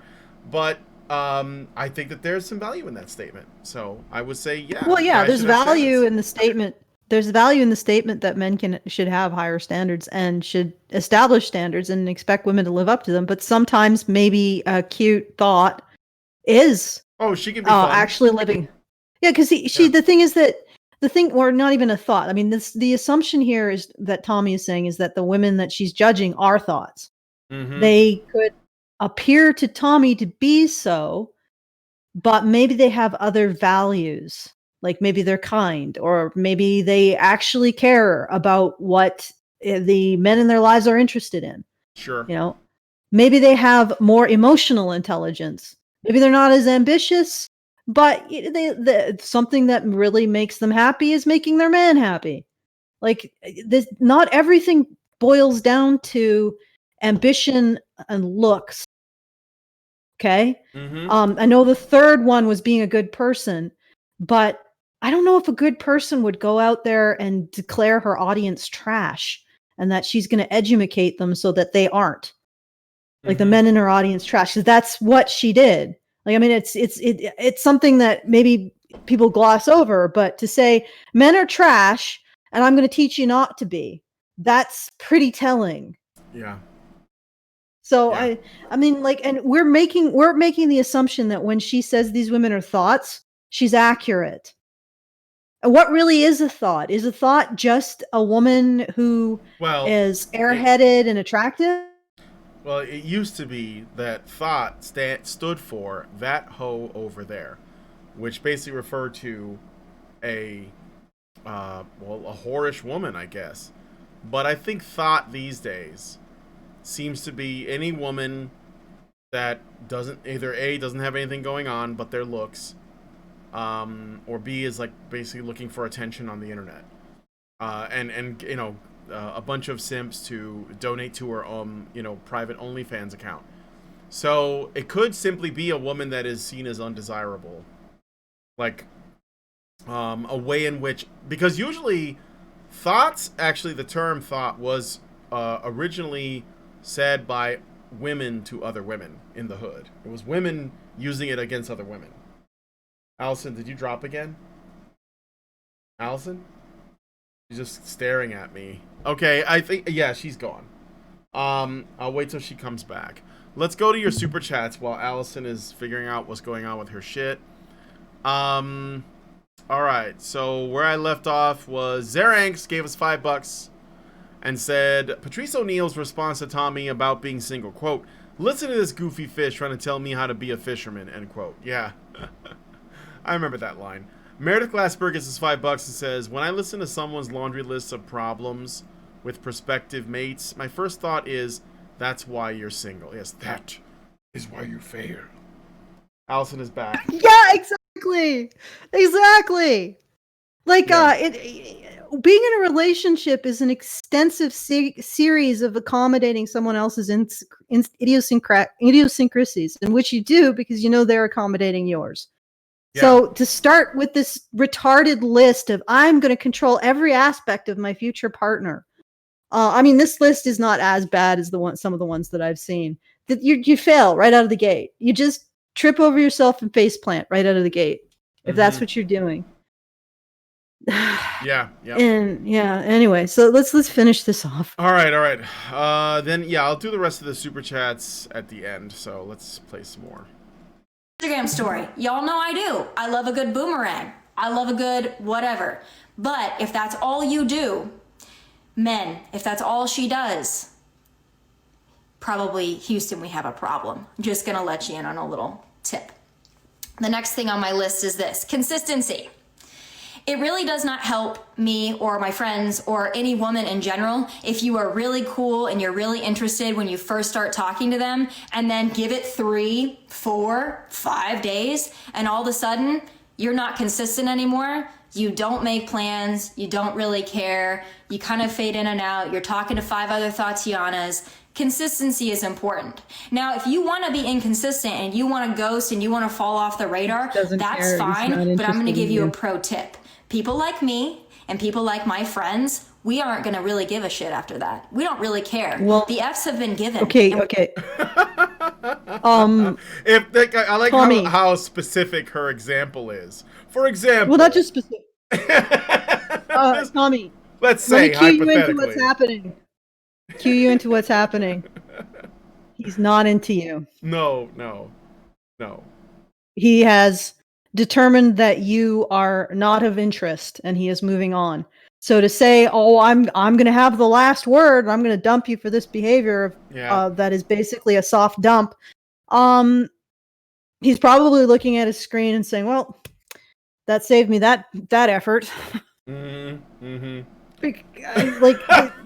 I think that she forgets that women, you may be the gatekeepers of sex, but men are the gatekeepers of commitment.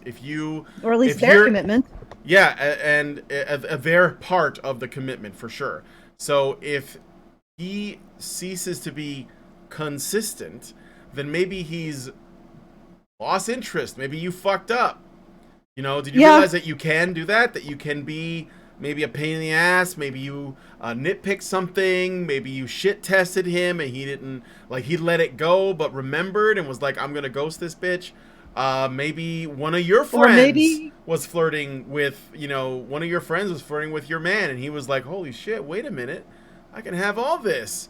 And I mean, it's possible, Or maybe he's just not that into you. Maybe he initially started texting her in the morning and was like, "Oh, how are you? What are you doing? How's your day?"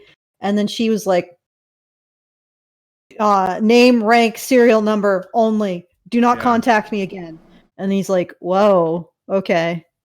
I mean, could that be a response to the fact that you seem to have very strict rules under which men can contact you? I can see their first meeting, over martini. You need to have a plan. You need to be consistent. You need to are you single? Okay. You need to make sure that I know these things. And he's like, okay, how am I going to get out of this? I'm going to pull slowly away.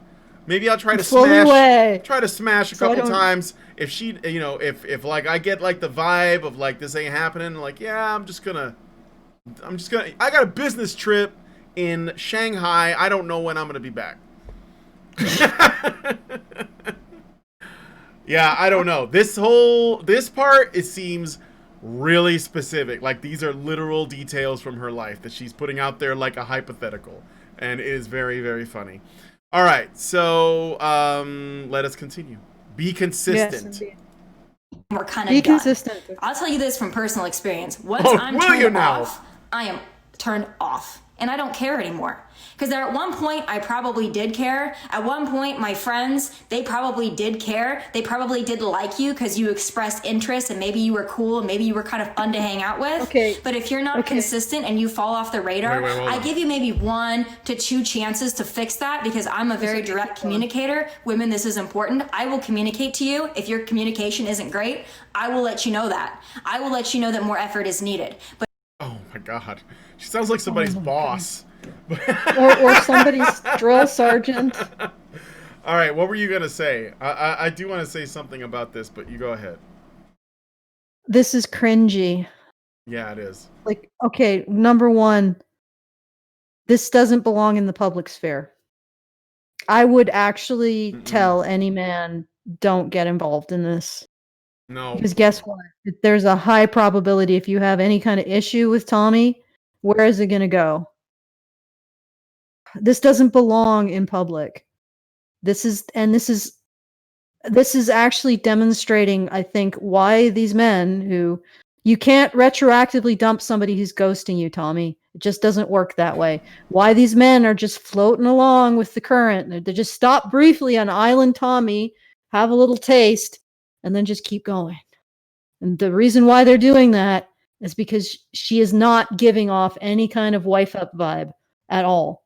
And she doesn't have to be submissive. She doesn't have to be super feminine, but she has to be give some kind of sense that she's aware of the feelings and attitudes of other people. Maybe before you say something like, "Yeah, all men are trash, and I'm going to teach you how not to be trash," that you are actually telling your audience, the men in your audience, that they're trash. Maybe you could just know that that's very offensive right off the bat, and I can't imagine there's no sense of sympathy in anything that she's saying. Like, and there's, you know, a relationship sort of runs on that. Relationship runs on curiosity about your partner's interests and sympathy and empathy, and occasionally yelling over what you're going to watch in the evening. But that's neither here nor there. But the lack of a sense of sympathy, or the lack of being able to get out of her headspace and actually understand where somebody else is coming from, like her strange inability to realize, like, is it that difficult to come to the realization that if they come on and they're like really interested in you and then they stop being interested in you, maybe it's because, or they stop engaging with you, that's because they're no longer interested in you? Like, is that baffling? Yeah. No, I don't know. It's just, she has It's probably, by putting this video out there, she's pushed away about 24,000 men. They're all just like, oh, I don't want anything to do with that. Yeah, it is. It's like, it's cringe. It's that's what I'm doing here. I'm just sort of cringing. Okay, Yeah. let's continue. And All I'm right, a cringy person, so I have a high degree of recognition of cringe. Radiation of cringe. All right, let's continue. But if you don't heed that warning and I have to warn you twice, I'm done at that point because I don't really care anymore. All right, was one thing I do want to say. This is true about women, by the way, when it comes to them. Like, they had this. If you get in a relationship with a woman and there's a breakup coming, most of the time women initiate breakups. But the way, just like they're the ones that typically initiate divorce. But the way that it works is, with men, you never, like, men hardly ever see it coming. They will just come along and dump them. And when the dumping happens, they can be shockingly cruel. Like, it's like they feel nothing for you when they do it. And one of the reasons why I believe that's true is that women usually start breaking up with you well before they actually dump you. So they start the process of mourning and all that while you're still together, and you may not know what's happening.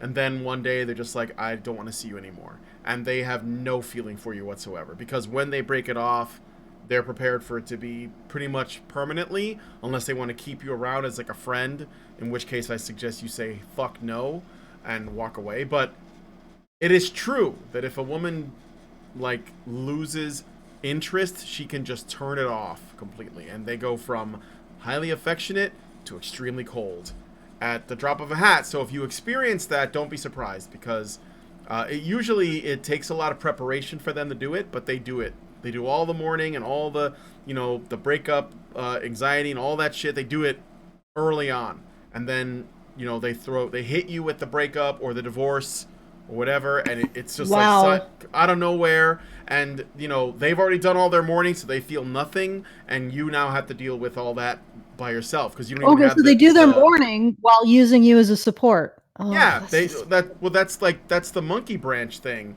Usually they're doing it while they're getting one of the orbiters to sort of like act as a intermediary between relationships. I mean, that happens a lot too, where a woman will start, you know, talking to another man. She may not cheat on them technically. She may not cheat on her man, but she'll start talking to someone else, and then, like, you know, throwing out feelings and, you know, bait to be like, hey, if you stick around, I might break up, and then maybe, I don't know, we could, like, you know, do something. But essentially it gives her a comfortable place to move to after she breaks up with you. And that's normal. I mean, I'm not trying to generalize women, but that happens all the time. And so when Tomi says, when we're done, I don't give any fucks anymore, she is not lying. That is normal female behavior. Women do that all the time. So, I'm afraid that really sounds despicable. I mean, it sucks when it happens, but all it does really is if you experience it a few times, then, well, I mean, like, you know, as guys, I think that we kind of like toughen up to it, and we become a lot more, because most of the time when it doesn't it happens, and guys, they feel like completely sideswiped, like they did not see this coming whatsoever.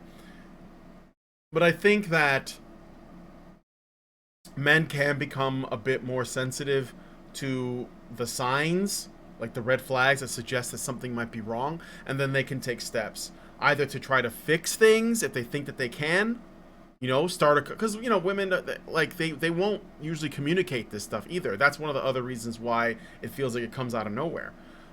So they'll a man will either take steps to try to address these problems in the hopes that it would fix the issue, or they'll start their own, you know, divorcing process where they start to like back out of the relationship.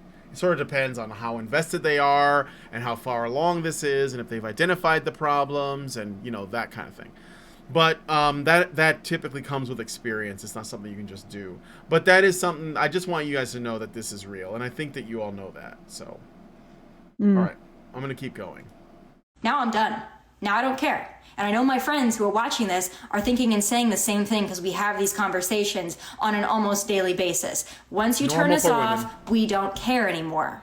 So let that be a warning to you. You're probably not going to circle back. They always come back. They always come back. But when you're ready to come back, I probably don't care anymore. So if you want to switch up, stay there. Pro tip. My last thing on my list is also very important. Don't be, excuse my language, don't be a bitch. Don't be a bitch. Don't be a bitch. If you have been failed and you lost a woman of value like myself or my friends, and then we don't really care anymore, don't be a bitch. Don't be butthurt. You did it to yourself, okay?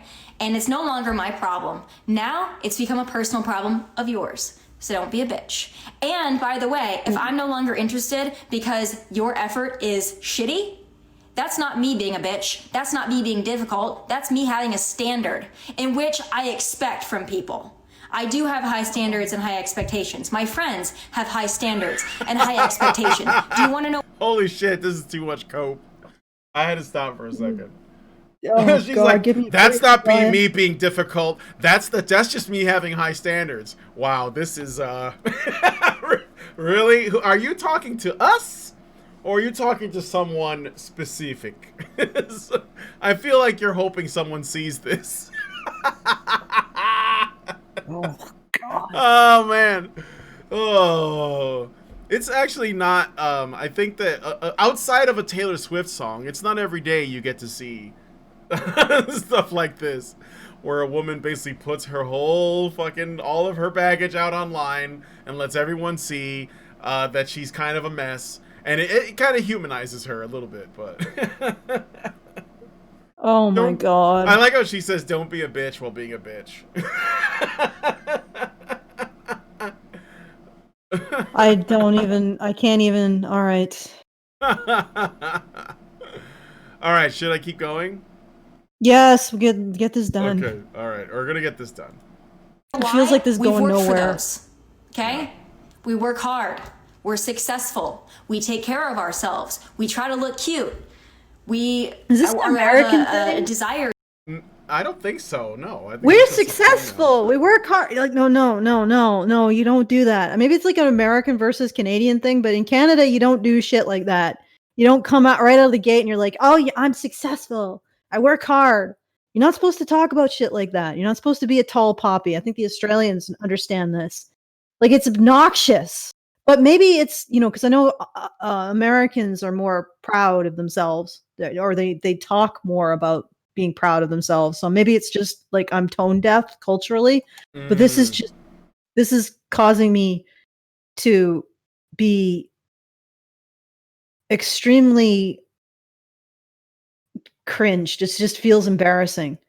This level of Are you embarrassed for her? Or are you embarrassed that we're sharing the screen with her? Like, what do you mean? No, I'm not embarrassed I'm not embarrassed about you or me. I am just embarrassed for her. Yeah, right.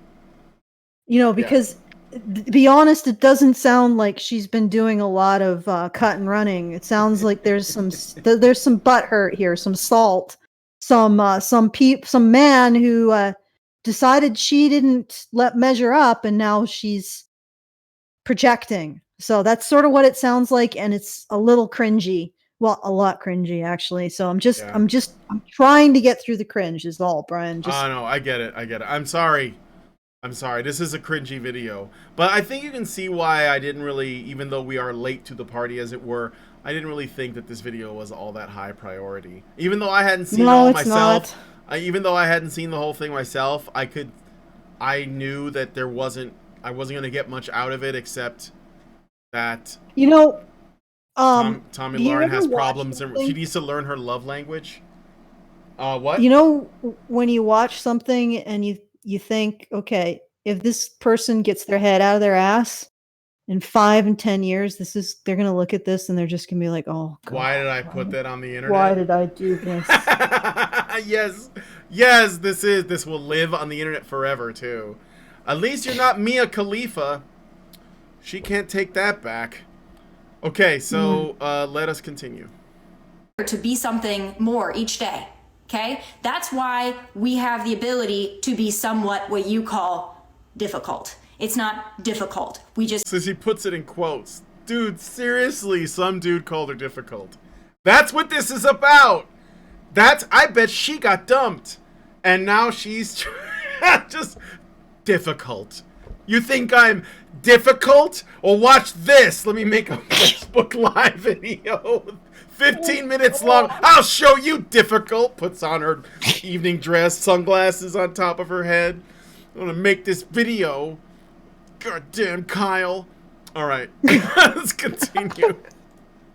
Have a baseline standard. And if you can't meet that standard, that's okay. A lot of men cannot. But if you are one of those men out there, and I have them all over my DMs, sometimes I check them, sure you and you do. Guys are like, what would it take to be with someone like you? What would it take to be with your friends? What are girls like you? What are they looking for?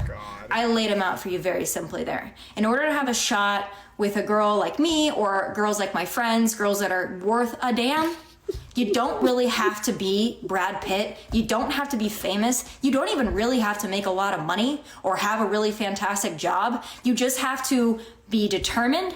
You have to be in some way successful in that you want to attain some certain kind of success for yourself. You're driven. You have goals. You can handle a woman with standards. That's not going to turn you off. And you're going to put in the effort to be with somebody like myself and my friends. We deserve that. And we will not compromise our standards. I tell you this, it will be a cold day in hell when I chase a man. And I know that's the same thing for my friends as well. And if my friend... Oh, bullshit. I give you five years tops. You're going to be chasing men. I promise you. I promise you. If you don't figure your shit out, you will be chasing men in 5 years or less. Friends are listening and they're thinking about chasing a man, please, for the love of God, do not. Because there is not one single man on planet Earth, okay, that is worth making any woman feel like she is not good enough. I don't care how hot a girl is, how smart, how successful, how rich. We have all dealt with men who treat us like we are not good enough. No, the problem is we are too enough and you can't handle it. So those are my checklists. Again, I will go through them for you one more time in case you are just tuning in. Number 1, are you single? No, really. 2, make plans. We don't want a pen pal. 3, value. Value someone who has value. Consistency. Be consistent. Don't be great and then fade out. And then don't fade out and then think that you're gonna fade back in, because it ain't gonna work. And last but not least, if all else fails, don't be a bitch. Hope you guys have all enjoyed my PSA, my Instagram Live. I love you all. Hope I gave you some valuable tips and advice. But hey, those are just my final thoughts from Nashville, Tennessee in my kitchen. God bless and take care. Oh my God. The final list isn't that bad, but when she when she elaborates on her points, they just get worse and worse and worse. Yeah. Oh my God. Yeah, also... Oh my God. Okay, go ahead, Brian. No, nothing. I was gonna say, be really, like, she does want a guy that's pretty high status and has stuff going on. At least she said that somewhat, although she kind of danced around the whole, well, like, you don't have to be Brad Pitt. It's like, yeah, but whoever this guy is that you're talking about, he was probably pretty damn close to Brad Pitt, because if he didn't work out, you think that there are no men. Like, basically, you shot for this, and when that didn't work, you were like, well, that's it then. None of these other guys here are going to be good enough, because I tried for that and it didn't work. So you clearly shot for the moon and the stars, and you probably weren't good enough for him. I mean, that's what I think happened. And he was like, I think I can do better. You're difficult. Well, that's it. We don't know for sure. We don't know for sure. This does feel really personal. It really does. It really does. So, and it's really cringy. And does she really have lots of people, like men, asking her, "What do I have to do to be with you?" Well, she probably does, because there are, well, I mean, not to be disparaging to the men that would do that, but I mean, the internet's full of simps. And my point being is that if you are a, like, somewhat semi-attractive young woman on the internet, and you have some degree of platform, then you're going to have men messaging you. You don't have to be Tomi Lahren. I'm sure that there are women that have much smaller platforms that are a lot less famous. They're just on Twitch, or they're just on Twitter, or they have a YouTube channel, and there are men all in their DMs, especially if they leave their DMs open just to see how many men send them DMs, which I'm sure happens, because the internet's full of men looking for women, and women looking for attention, and that's what the internet is. So, of course, Tomi Lahren, I 100% believe that there's tons of men in her DMs, and none of them are good enough for her, in her mind. So, I can't hear you, Alison. Let's talk about red flags, guys. Red flags that women give off that suggest you should probably just float on by. Yep. This might be considered one of them. To come out of the gate, I mean, when she had her list at the end, didn't seem that bad. But when she started to elaborate that she strictly wants men to communicate with her in a very specific way and make plans, but she's ambitious, but she can't make plans herself, I guess because that would classify as chasing a man. So she expects men to communicate in a very specific way with her, make plans, but apparently, I guess she can do whatever she wants. All right, okay. Is she a submissive wife? Like, if that's the man that she's selecting for dating, is she going to switch back onto him and then start establishing dominance during the relationship? That's one thing. And then to come out and say men are trash, I'm going to educate you. Speaking to her audience, she's essentially calling her audience trash. And then she's saying that her standards, when men don't live up to her standards, they're failing themselves. And not to mention the fact that she did this in the first place.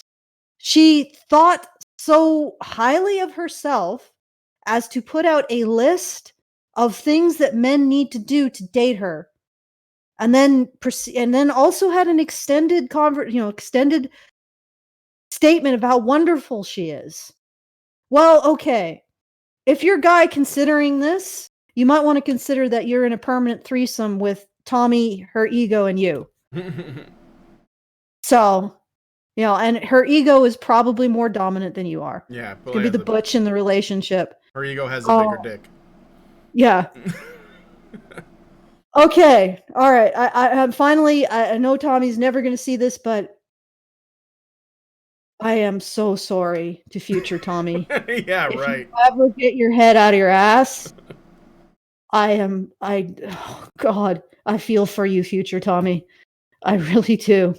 Okay, that's all I'm going to say. If she finds a man and settles down, and her kids find this video, when they grow up and to be teenagers, or maybe even when they get to around this age, and they're also dealing with relationship problems.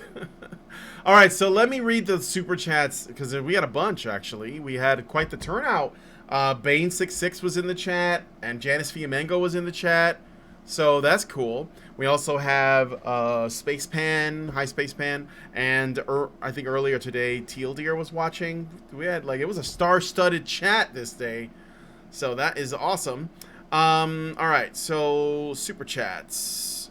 Meredith Glassberg, I read that one, I think. I better read it again just to make sure. Meredith Glassberg is $5 and says, when I listen to someone's laundry list of problems with prospective mates, my first thought is, quote, that's why you're single, end quote.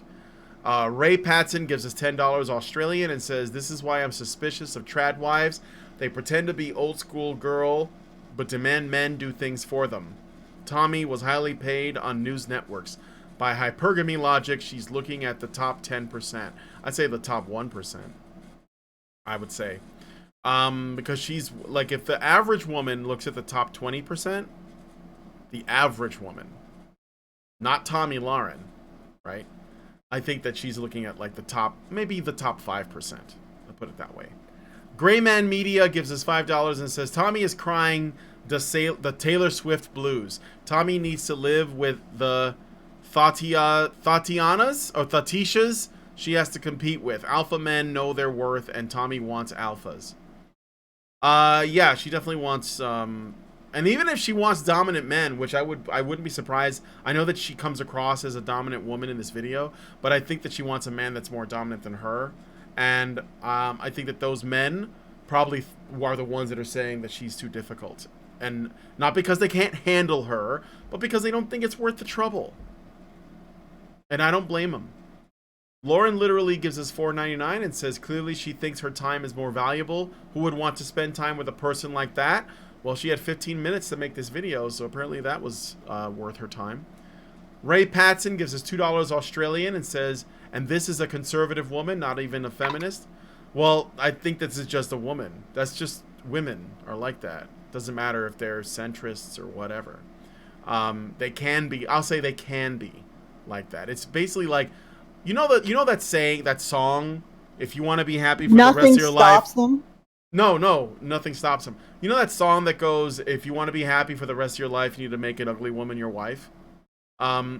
It's basically a warning against, like, really attractive women that think that they're, you know, that they walk on air, and that they deserve everything. That's essentially what that is. So. This is, well, I mean, she felt like this was critical, not just critical information to give out to people, but that men's, literally, if they don't live up to her standards, men have failed themselves. Yeah. And just the gall, it's just astounding. But, like, I'm just, I don't know what else to say. It's really cringy and ill-advised, perhaps. Yeah, okay. yeah. All right. Brian, Shane McGonigal.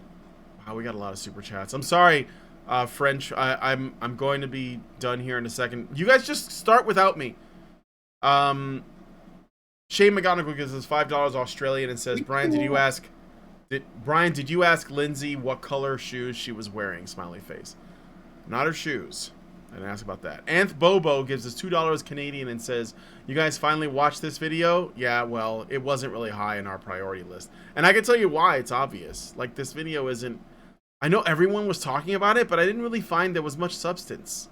You know? I admittedly didn't watch the whole thing, but I knew what it was going to be about. And sure enough, I was right. Richard Bier gives us $4.99 and says, since when have women been in control of sexual matters, Alison? Since forever? Egregious Charles gives us $10 and says, this is a tough one to get anything more than a picture of the men she chooses from. True that.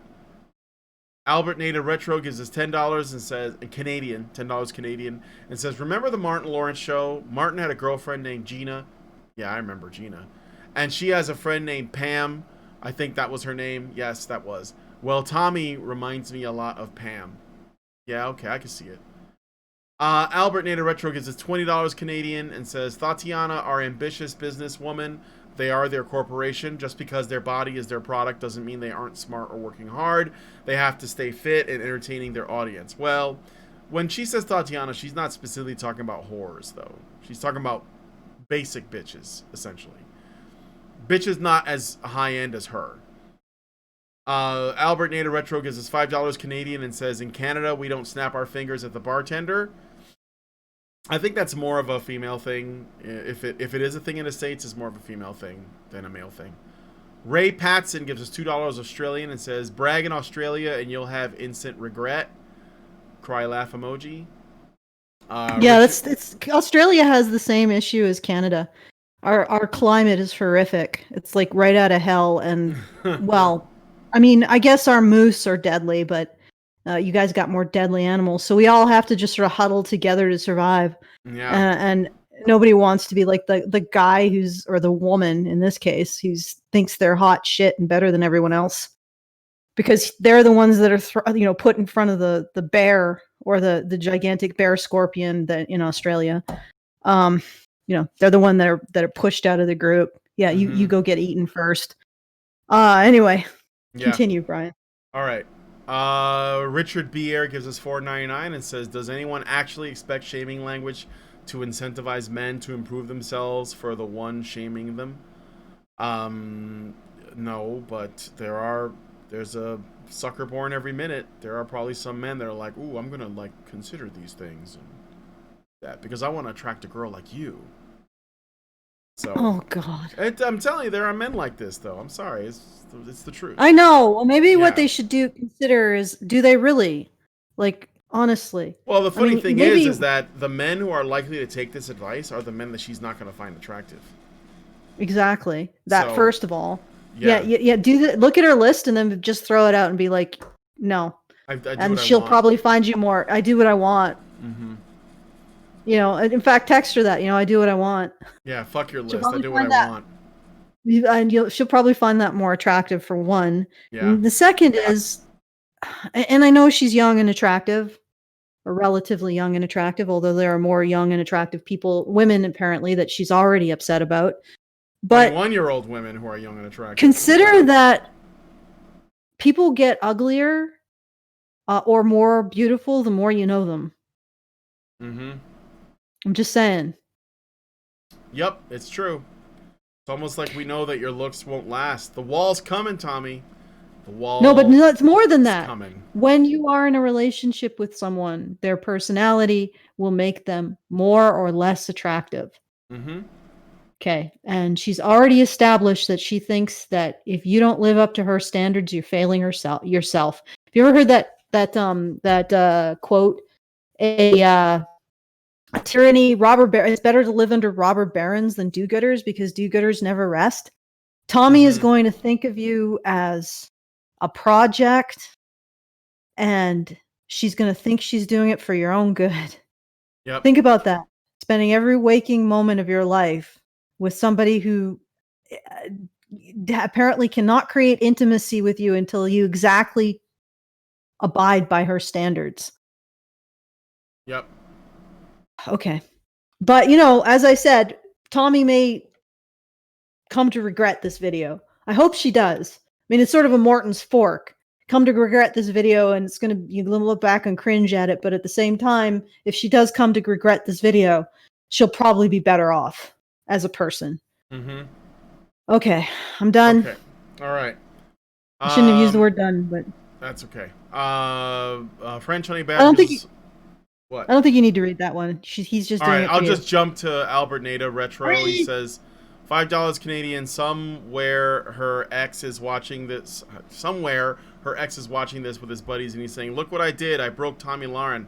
Also, is this a PSA or just plain PMS? Haha. Richard Bier gives us $2.99 and says, shaming language comes from disgust. And Albert Nader Retro just gave us another $5 Canadian and says, wait, I know what this is. I figured this out. This is the monologue for the next Gillette ad. All right. So that was all the super chats. Thanks, guys, for coming on, especially so late at night. Alison, you want to take us, say any final things? Sure. Before We're still trying to get Brian out of Chicago because I'm concerned that Chicago is resembling a medieval city under siege, drawing up its drawbridges. Yeah. The situation seems to be getting a little crazy, a little medieval, shall we say. So if you would like to help Brian get out of Chicago, again, this is a hand up, not a hand out. So we'll be doing, allows me to make more time available, more paid time available for Brian and Lindsay to pick up. Because one of the reasons why they're still in Chicago is Lindsay has to have a job. So if you want to help us out getting Brian out of Chicago, please go to www.feedthebadger.com/project/escape-chicago. And Brian, take it away. All right. So first off, thanks guys for coming on today's show and hanging out with us while we went through this. If you guys like this video, please smash like, subscribe if you're not already subscribed, hit the bell for notifications, and leave us a comment. Let us know what you guys think about this. Your thoughts on Tomi's rant, your thoughts on our comments, or whatever, or any other thoughts that you want to put out there, since this is essentially what we're discussing on today's show. And yeah, thanks Alison for coming on, and we'll talk to you guys in the next show. I'll see you guys tomorrow for the new show. Bye. Men's rights activists are machines, dude. Okay? They are literal machines. They are talking point machines. They are impossible to fucking deal with, especially if you have like a couple dudes who have good memory on top of that too. Holy shit, you're fucked.